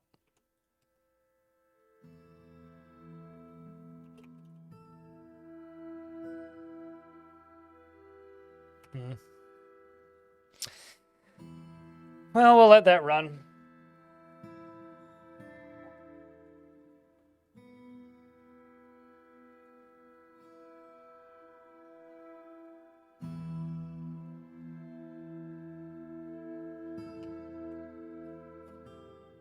Actually, let's just get you guys...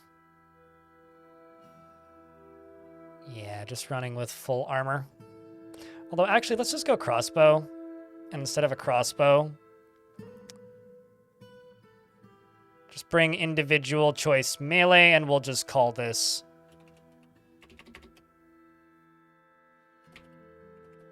melee. Oh.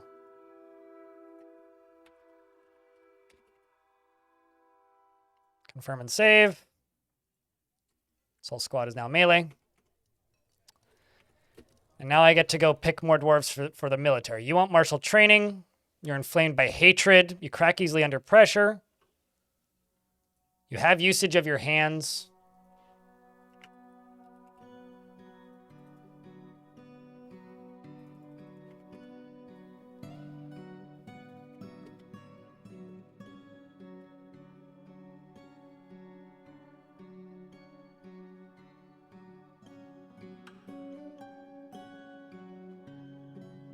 Yeah, I have a an hour and a half or an hour and 10 minute, I guess, long video of me just letting a fort get taken over by ghosts, and it gets pretty silly by the end of it, to put it simply. Pretty fucking silly by the end of it. Okay, so let's go down here and claim all this.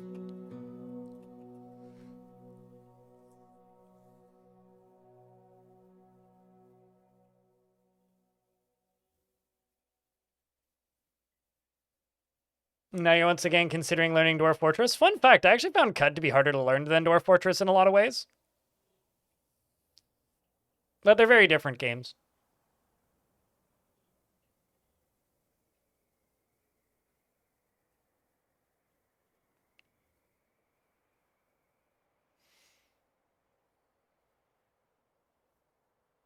Was it the same blind cave ogre? As the ones that attacked me? I don't know.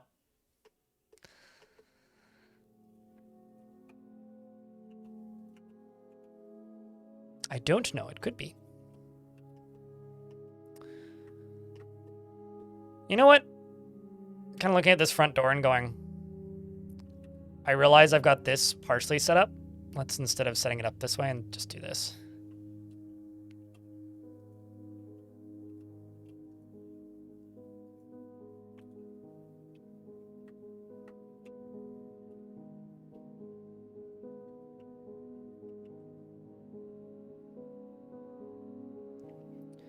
Because I'm going to keep working on this now, finally, after not working on it for a very long time. It's time for us to get back to working on our front door.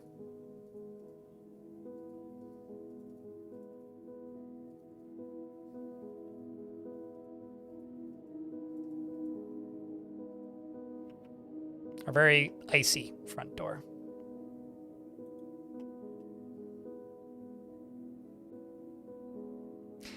It's probably because I started with a very, very early version of Caves of Cud, too. Caves of Cud used to be a lot less accessible than it is now, especially. Like, a whole lot less accessible than it once was.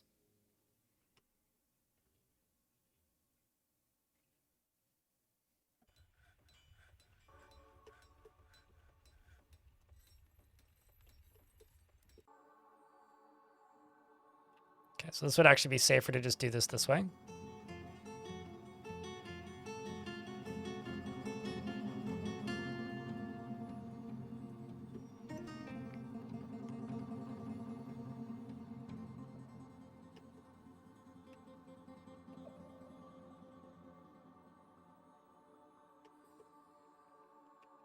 This would also be a pretty bad time for baddies to come attack us.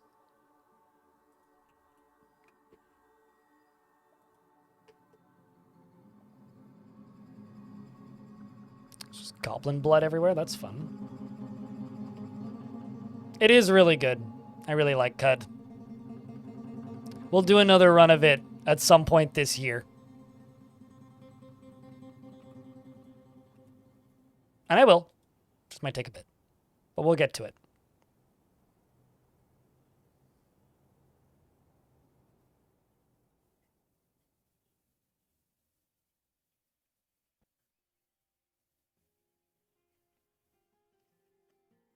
Not really, no.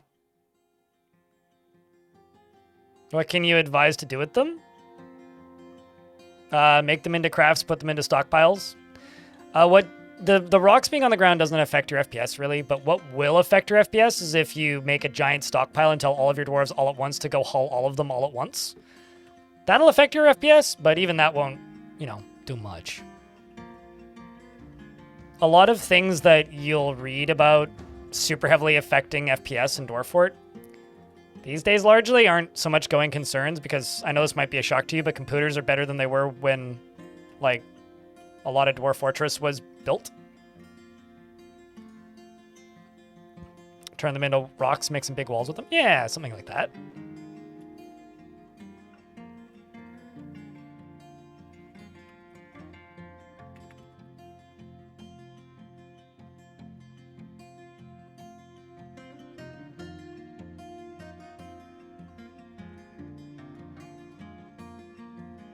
Let's actually get you training instead of just sitting ready. Get you to go update your equipment.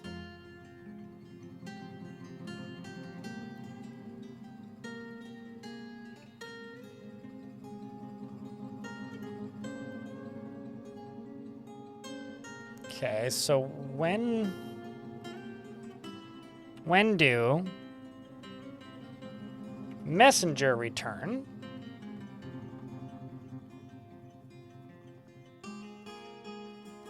Olin is on that mission, allegedly.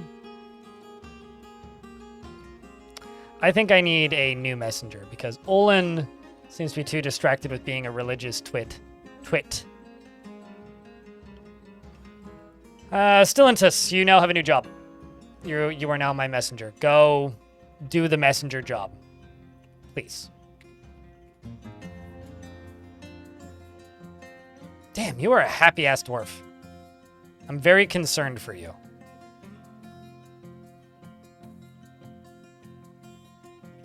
That's one of the things I'm making. It's hopefully going to be a superheated minecart buzzsaw.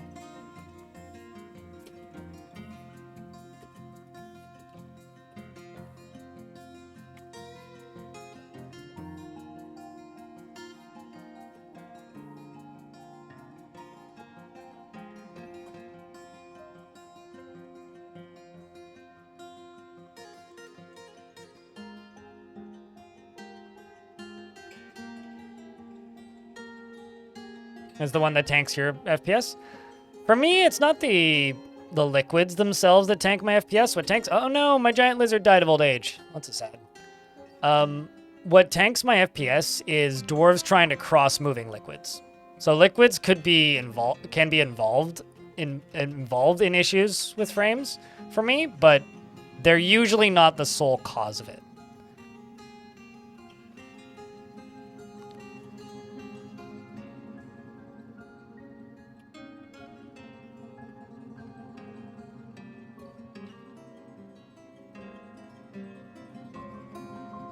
Yeah, pathfinding recalculation, but a lot of pathfinding recalculations can be caused by, oops, I've screwed up pretty egregiously here.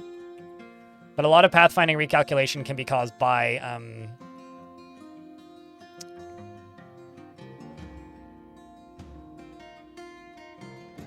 how do I word this? I'm just like spacing out. A lot of pathfinding reallocation can be caused by dwarves trying to cross liquids that are moving.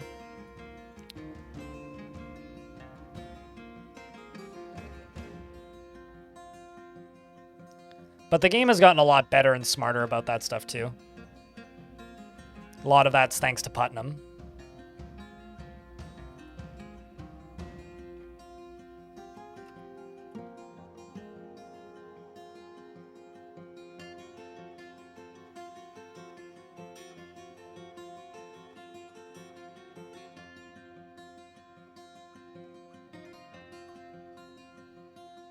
Okay, slow and steady.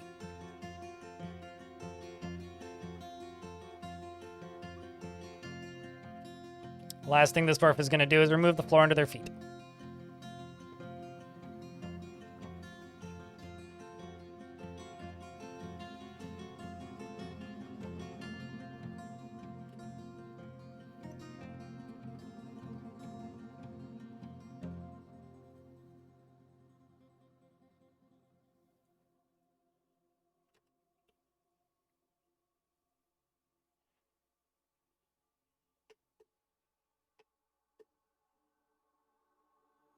Speaking of frames, my frames just dropped by 10.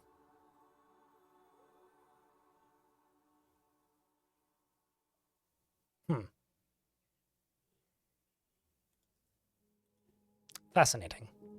Here, dwarf. Take yourself down. We'll see how this goes. Sure, it'll be fine.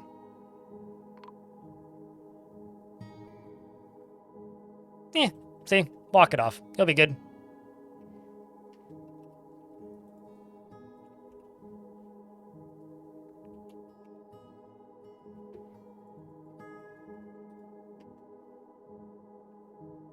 Surprise time. I mean, it's fine. Just kind of bounced. He's a little confused, but he got a bruise on his head. He landed on his head, bounced, stood up, went back to work. I respect it. My squad additions have returned, methinks. Yep. Q Angry T is now back. Welcome back. Eshton's back.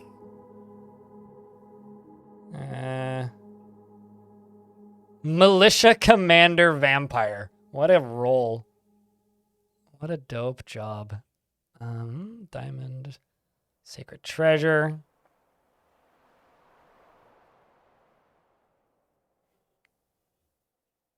Papermaker.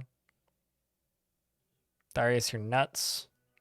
Pump Operator Armor. And just normal ass Vampire. Get to training. And also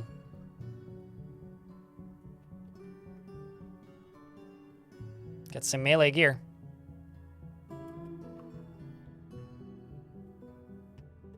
You'll love to see it.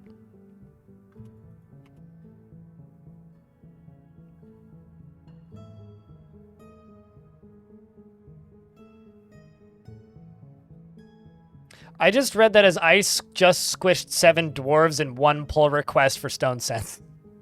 I was gonna be like, how? This just shows how dwarf pilled I am. I play Dwarf Fortress so much that I read the word 7 or the number 7, and I presume you're talking about the starting 7 dwarves. I don't know if this is a positive thing, but it's my life, I guess.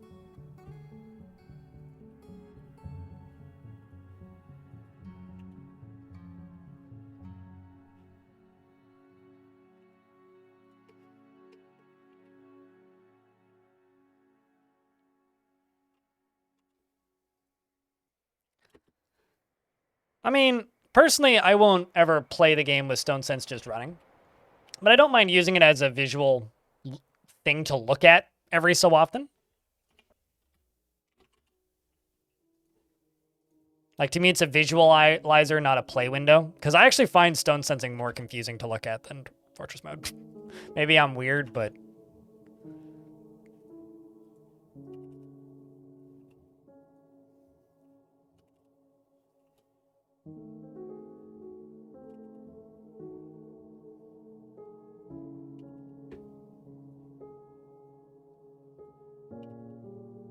Screwed up 2 of these. It's fine. Easy to fix. But I'll certainly look at it sometimes. Is this the dip for the catapults? This here is a dip for... well, I'm going to be dipping this whole thing down a little bit. But this is going to be so that I can build a Marksdwarf tower.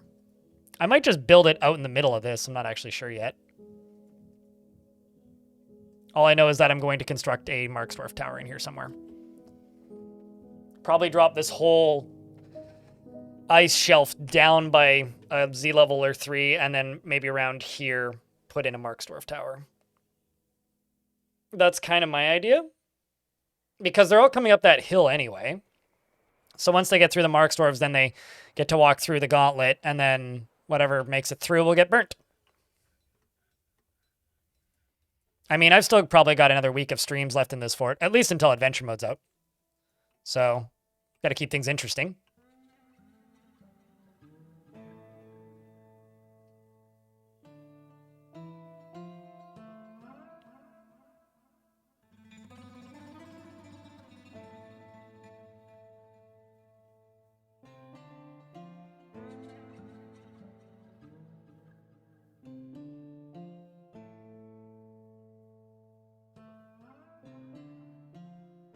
I'm just skimming YouTube chat right now. Hold up.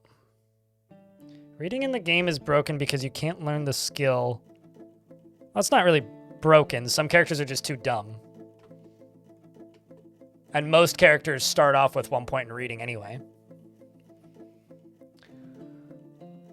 And it's also not that broken, because you could retire in a tavern with or in a fortress that you own with 1 book in it.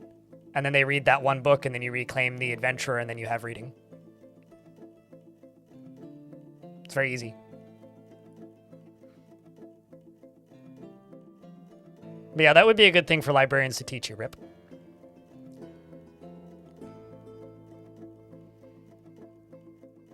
Just got back. Does the lava minecart machine work? No. There's no power in it. There's nothing actually set up for it. It's just tracks right now. So no, it doesn't work.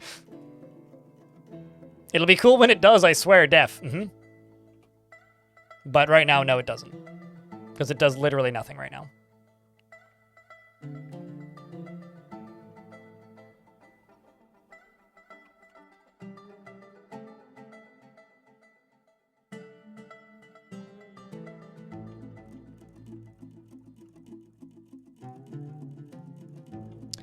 Gonna have to do actually quite a bit of extra flooring here.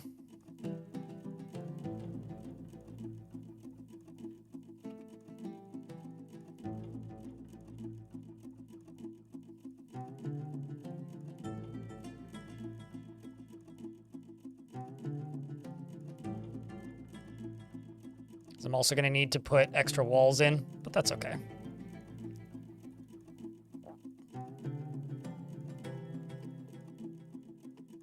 I'm also kind of worrying too much about aesthetics in this fort. But yeah, I would also like to use some ballistas, maybe catapults in this fort as well. I think that would be just like a fun side thingy to work on.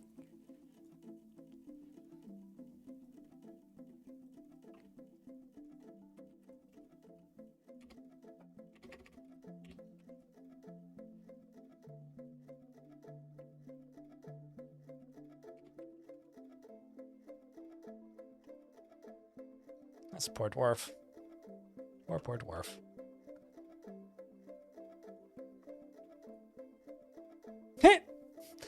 I love how this is my best militia commander, and she spends most of her time stumbling around obliviously.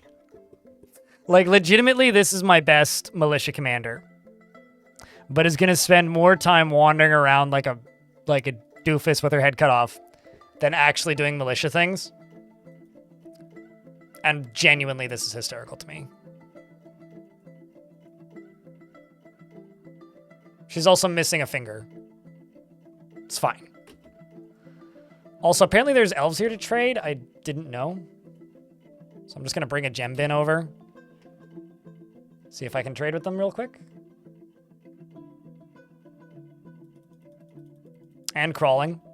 Well, yeah. She'll stand up, though. It's mostly because she's stumbling around obliviously. But her ambushing skill is so good. I mean, look at this. She's a professional ambusher. Like, now she's standing up because she's no longer babbling. But yeah, she's ridiculously strong.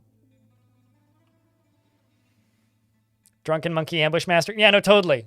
She's like the crazy... actually, what that dwarf truly is like the crazy... Oh, shit, a jumping spider? Oh, it's just a normal jumping spider.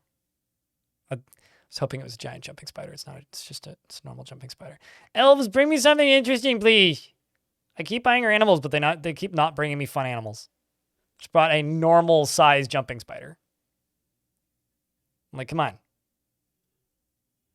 I want big jumping spider. You can bring me big jumping spider, right? Buy your capybara and that stupid goat. And the donkey. Gah.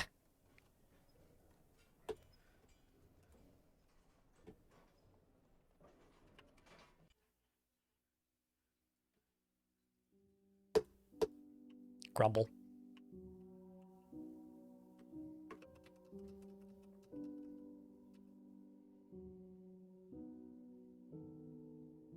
Freaking monkey ambush master. Well, you can't have that one because that one is named. Would you like Etur, my other, like not ambush master, but dwarf squad? Because that one's already named, but I can give you a different militia dwarf if you like. We've got these ones or these ones. These are your options.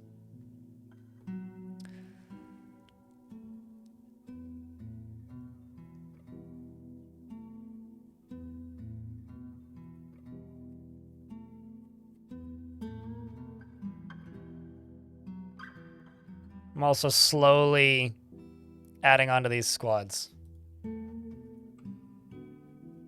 Kib? Hold up.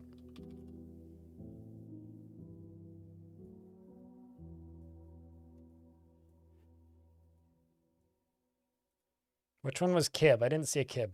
There's a...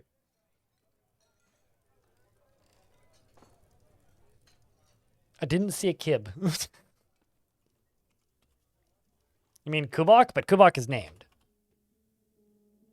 Lolor? Lolor. Yeah, you can have that one. They're pretty angry.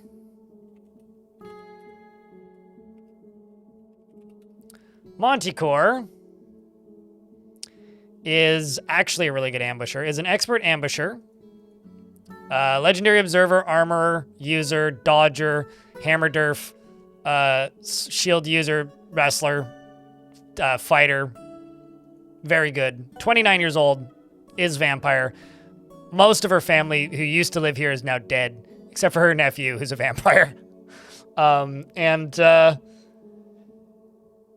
She had some friends, and they're all nuts or gone. Mostly gone. She's frequently depressed. I would be too. She forms only fleeting and rare emotional bonds with others.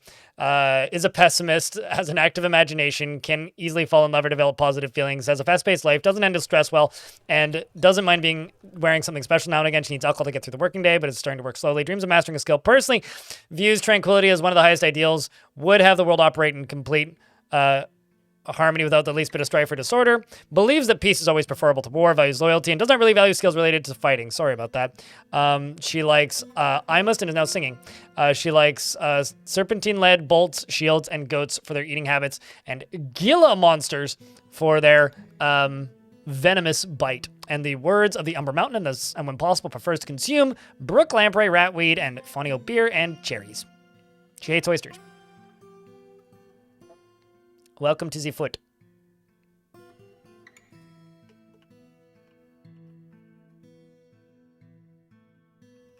You can now make vermin pets as of beta 28, which is like low-key kind of a really big change.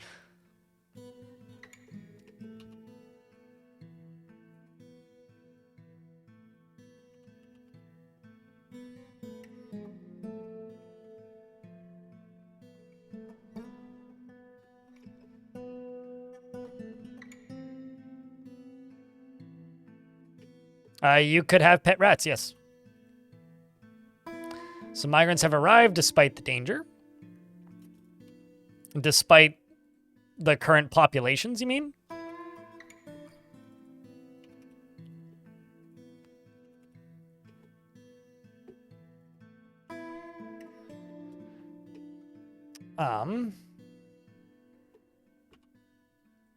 And something else I can do. This will just speed my life up quite a bit here.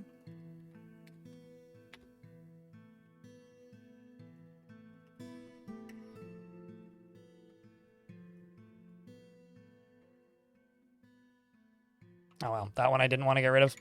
I'm dumb. It's this one.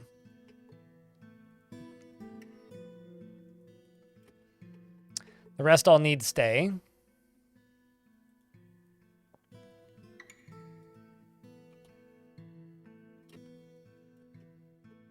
Grandmaster Spinner. Huh.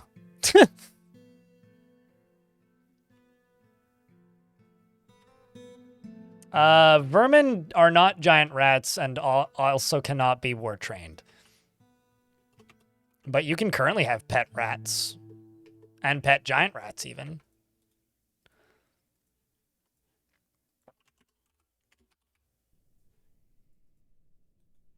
Okay, so 4 migrants are going to go stand right there. Well is operational. How full? 4 of 7.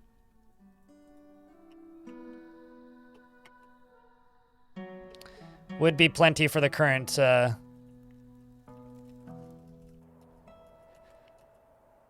plenty for the current number of migrants, unless we get a lot more, but I'm not seeing more.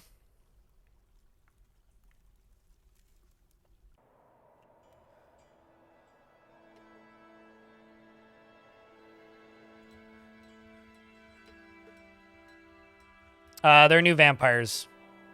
Ironically, and believe it or not, yes, vampires are immortal, but I am having to do my damnedest to keep them alive and keep the population numbers up by sending them out so that they, you know, or sending out for new migrants and trying to keep the populations up. Because otherwise, if I don't do that, we will end with no living, sane dwarves in the fort. The slow spiral of vampire insanity is quick and sudden.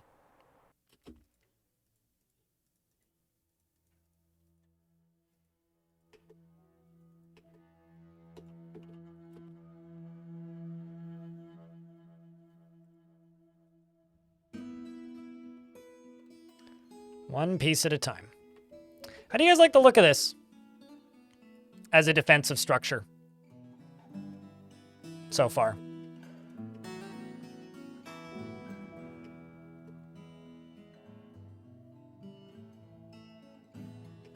Looks slippery. Yeah.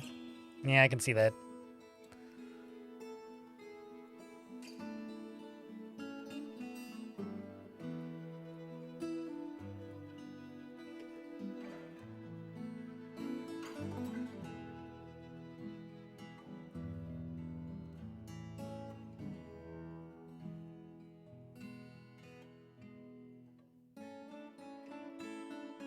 It's going to take a little bit for them to dig through that, but we'll get to it.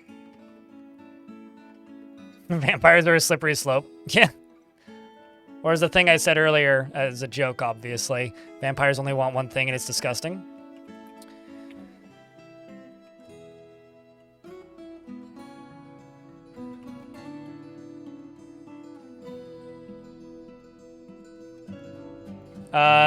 They can't aim onto lower Z levels, no.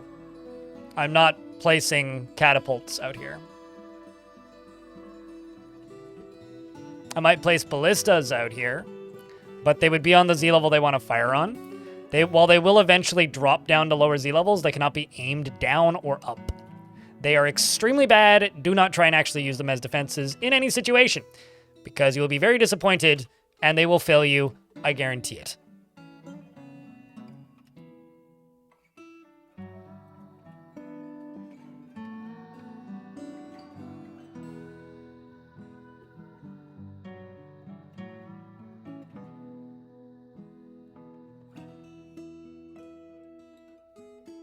Siege engines are for entertainment. It's ironic because they don't provide positive moods.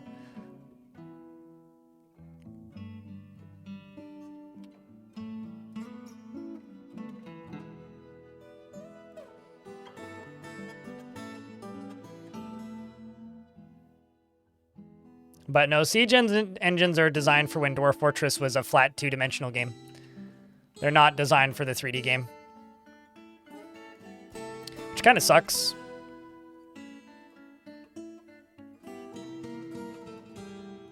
For kind of obvious reasons. But at the same time, like, it is what it is.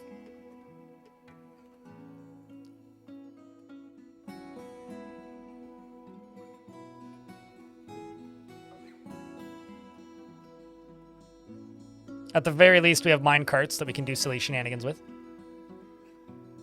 Yeah, but that's not like a siege engine, though. That's a minecart with a lot of physics nonsense happening in the background. I mean, like, you can use ballistas to shoot something at a lower level. It's just extremely awkward and impractical and inaccurate. You went to sleep and you're back? Welcome back. I hope you had good snoozies. Any plans for the new day? I'm on my weekend after this stream. I won't be streaming tomorrow, so... Because I got to start doing adventure mode prep and figure out exactly how I'm going to prep for adventure mode.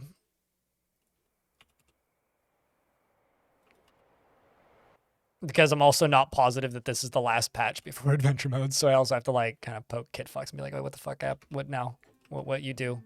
What are your plans? What are you willing to tell me? What are you not willing to tell me? What should I stop bugging you about?"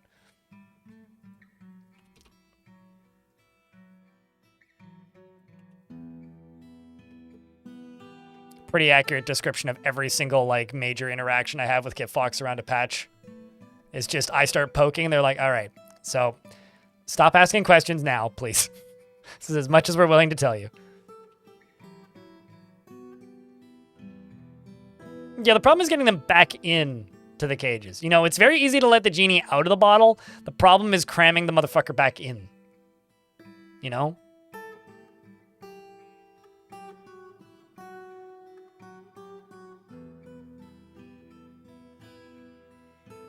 Usually can't wait to see this in the new video style. Not every video is going to make it into the new video style, Erickson, in YouTube chat. This is a good one. So this one might, but not everything will. I just got to temper that expectation purely because, like, those videos take a lot of time to make. And I will regret promising everything in the new video style, so.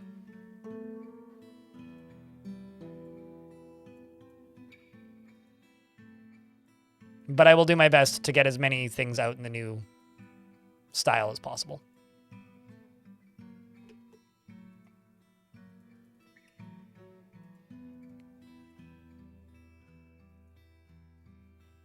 It just won't be everything. So that's going to be our guard tower.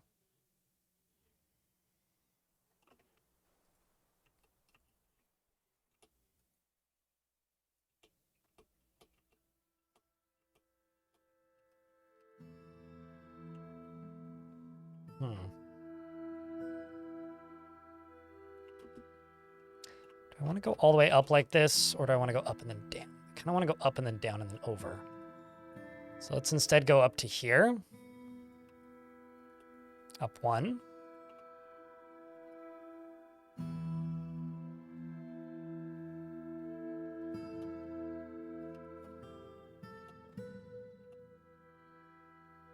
Actually, we could widen this to 2.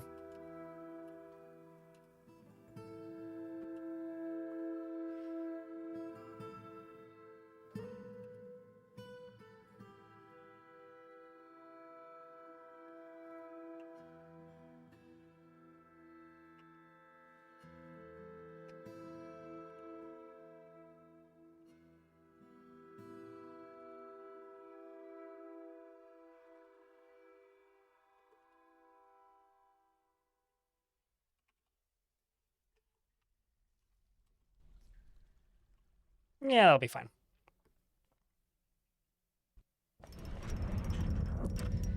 Exterior block. I could do multiple. I was kind of debating between the two, but I think we'll do it down at the bottom left. Dwarf Spinner has created Othduck Frisch, a conical Forgotten Beast leather cap, and offers it to the Firefrost. Speaking of that, our new migrants are all vampires.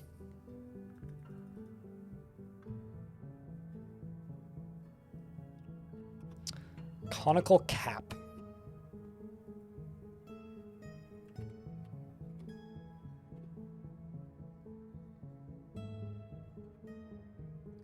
Doesn't have a sprite, so I don't care about it so much.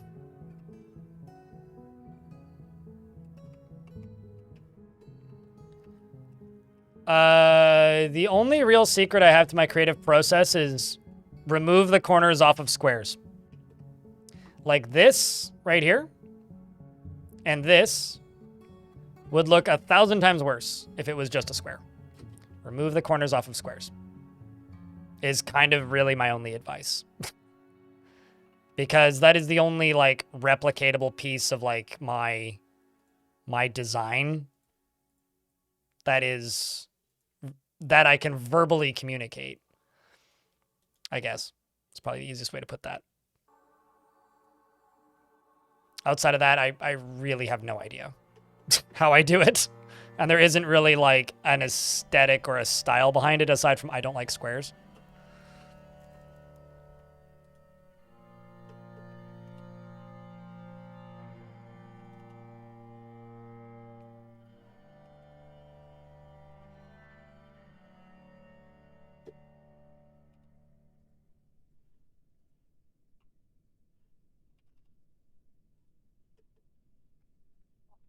I'm making a side entrance. You've been rounding edges more after watching my video? Which one? Which one of the videos is what I meant to say?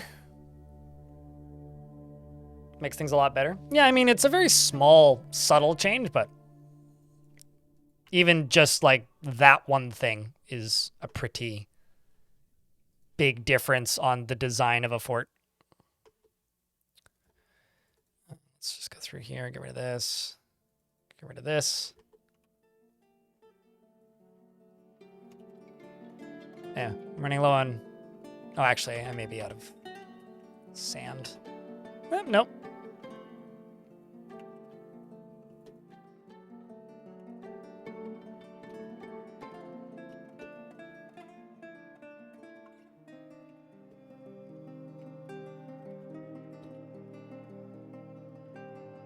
Let's just get 2 of those up and running.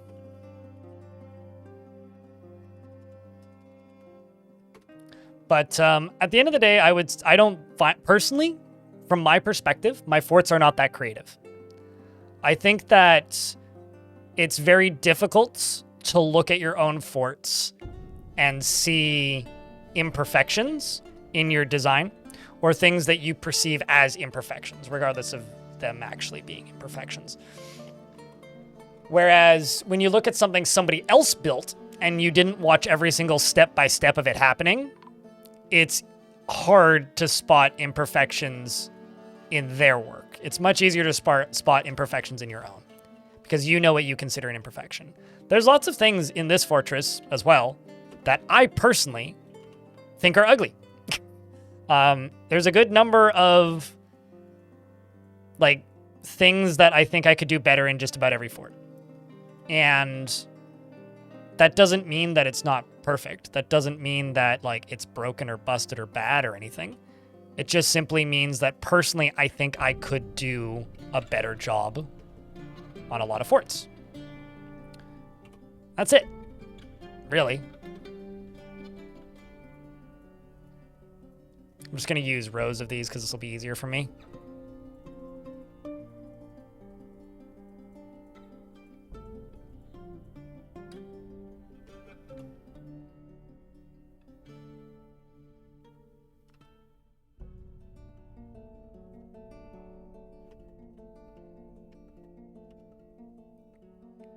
And then now that we've got that, I'm going to grab rollers.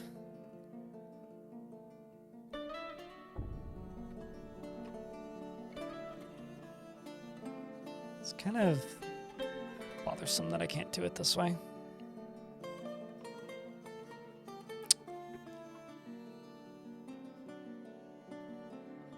You know, actually, let's do this. Just got to go to these gear assemblies. Click this button a bit. Instead, let's get rid of these.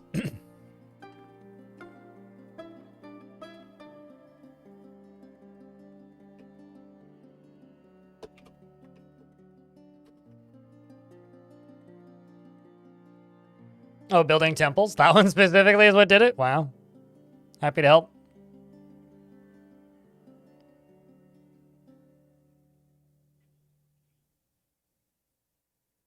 You look at image from the Hobbit movies for inspiration. If I looked at anything in any of the Hobbit movies, I would be too busy vomiting and then crying at Tolkien's grave to be able to like coherently design something. But like, hey, if it works for you, it works for you. More power to you.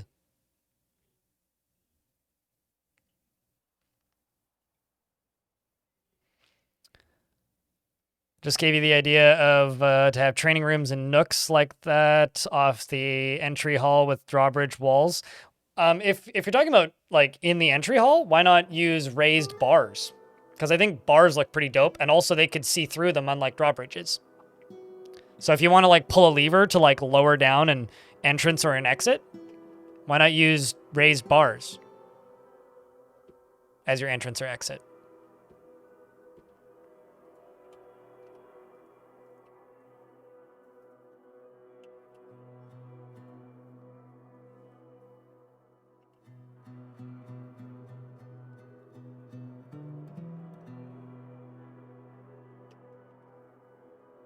So all I really need to build these is this. We can connect them to power later.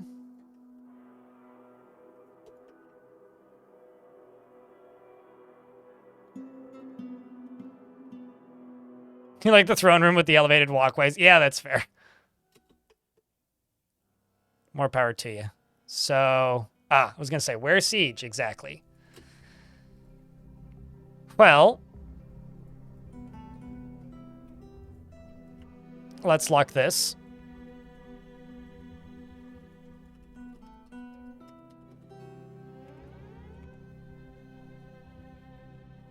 I think I'm going to use this as an opportunity to train my squads a little bit. Because it's not going to be that big of an army.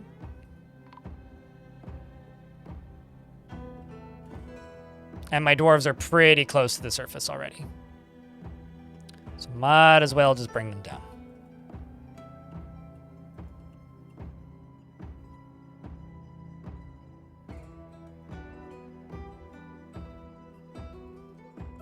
You're going to go attend a meeting. Well, that's not going to go well. You may want to turn around. Oh, geez. I super forgot about this. So, Cybrek, a dwarf vampire, was found dead, shot to death by the goblin Marks Gobs, by the Marks Gobs. It seems like Dusim here and Dulcan, maybe nearing the end of their days. Here come my squads. Dusim is running away. Was Dulcan found dead? I didn't see Dulcan dead. Eustuth is running in with her flail, chasing the goblins back. The dwarves are, in my opinion, going the wrong route. Okay, Merlin buff is all the way back there. Let's see. Oh, there's Dulcan. Rest in peace, Dulcan.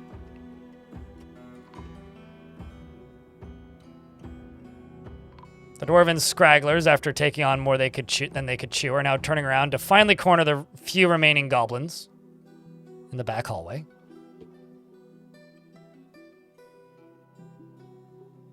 Well, they certainly slaughtered a good few of my vampires. 3 or 4 at least. That was entirely my own screw-up.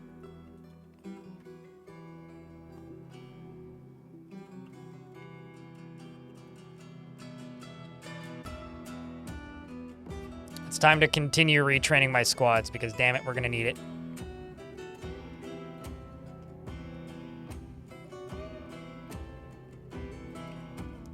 We are going to need it.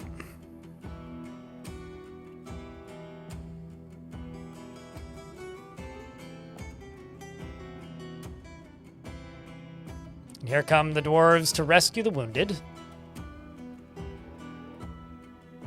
Death, I feel very uneasy, says Kosoth. Well, thankfully.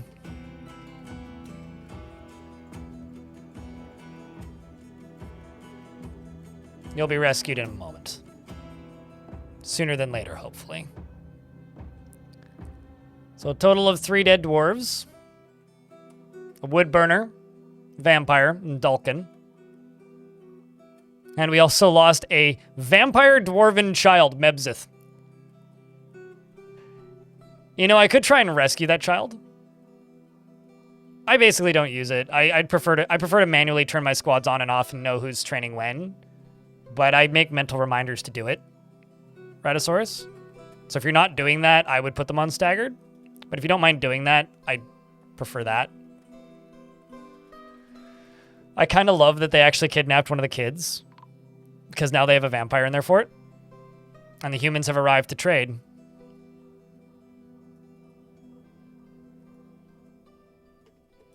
Bunch of dwarves being laid to rest, as Zalvi, the proficient diagnoser, goes around diagnosing the patients. And a second human caravan has arrived. Chat room, we've been streaming for 9.5 hours. I do, in fact, have a video I would like to get done tonight, which is a Future of the Fortress video. And tomorrow, I have the Adventure Mode beta announcement news video. So in the next 2 days, there will probably be videos on the YouTube channel, assuming I seriously don't fuck up and not get it done tonight. Today's been a good stream. I hope you guys have enjoyed it. My arm hurts. I'm wearing a Dexcom for the first time in like 2 years, because I need to sleep better at night and figure out what the fuck's going on with my blood sugar. But apologies for the short stream week this week. The reason for the short stream week is tomorrow morning I have an appointment at the bank, so I can actually like move money around in accounts so that I can actually buy that apartment I'm trying to buy. Then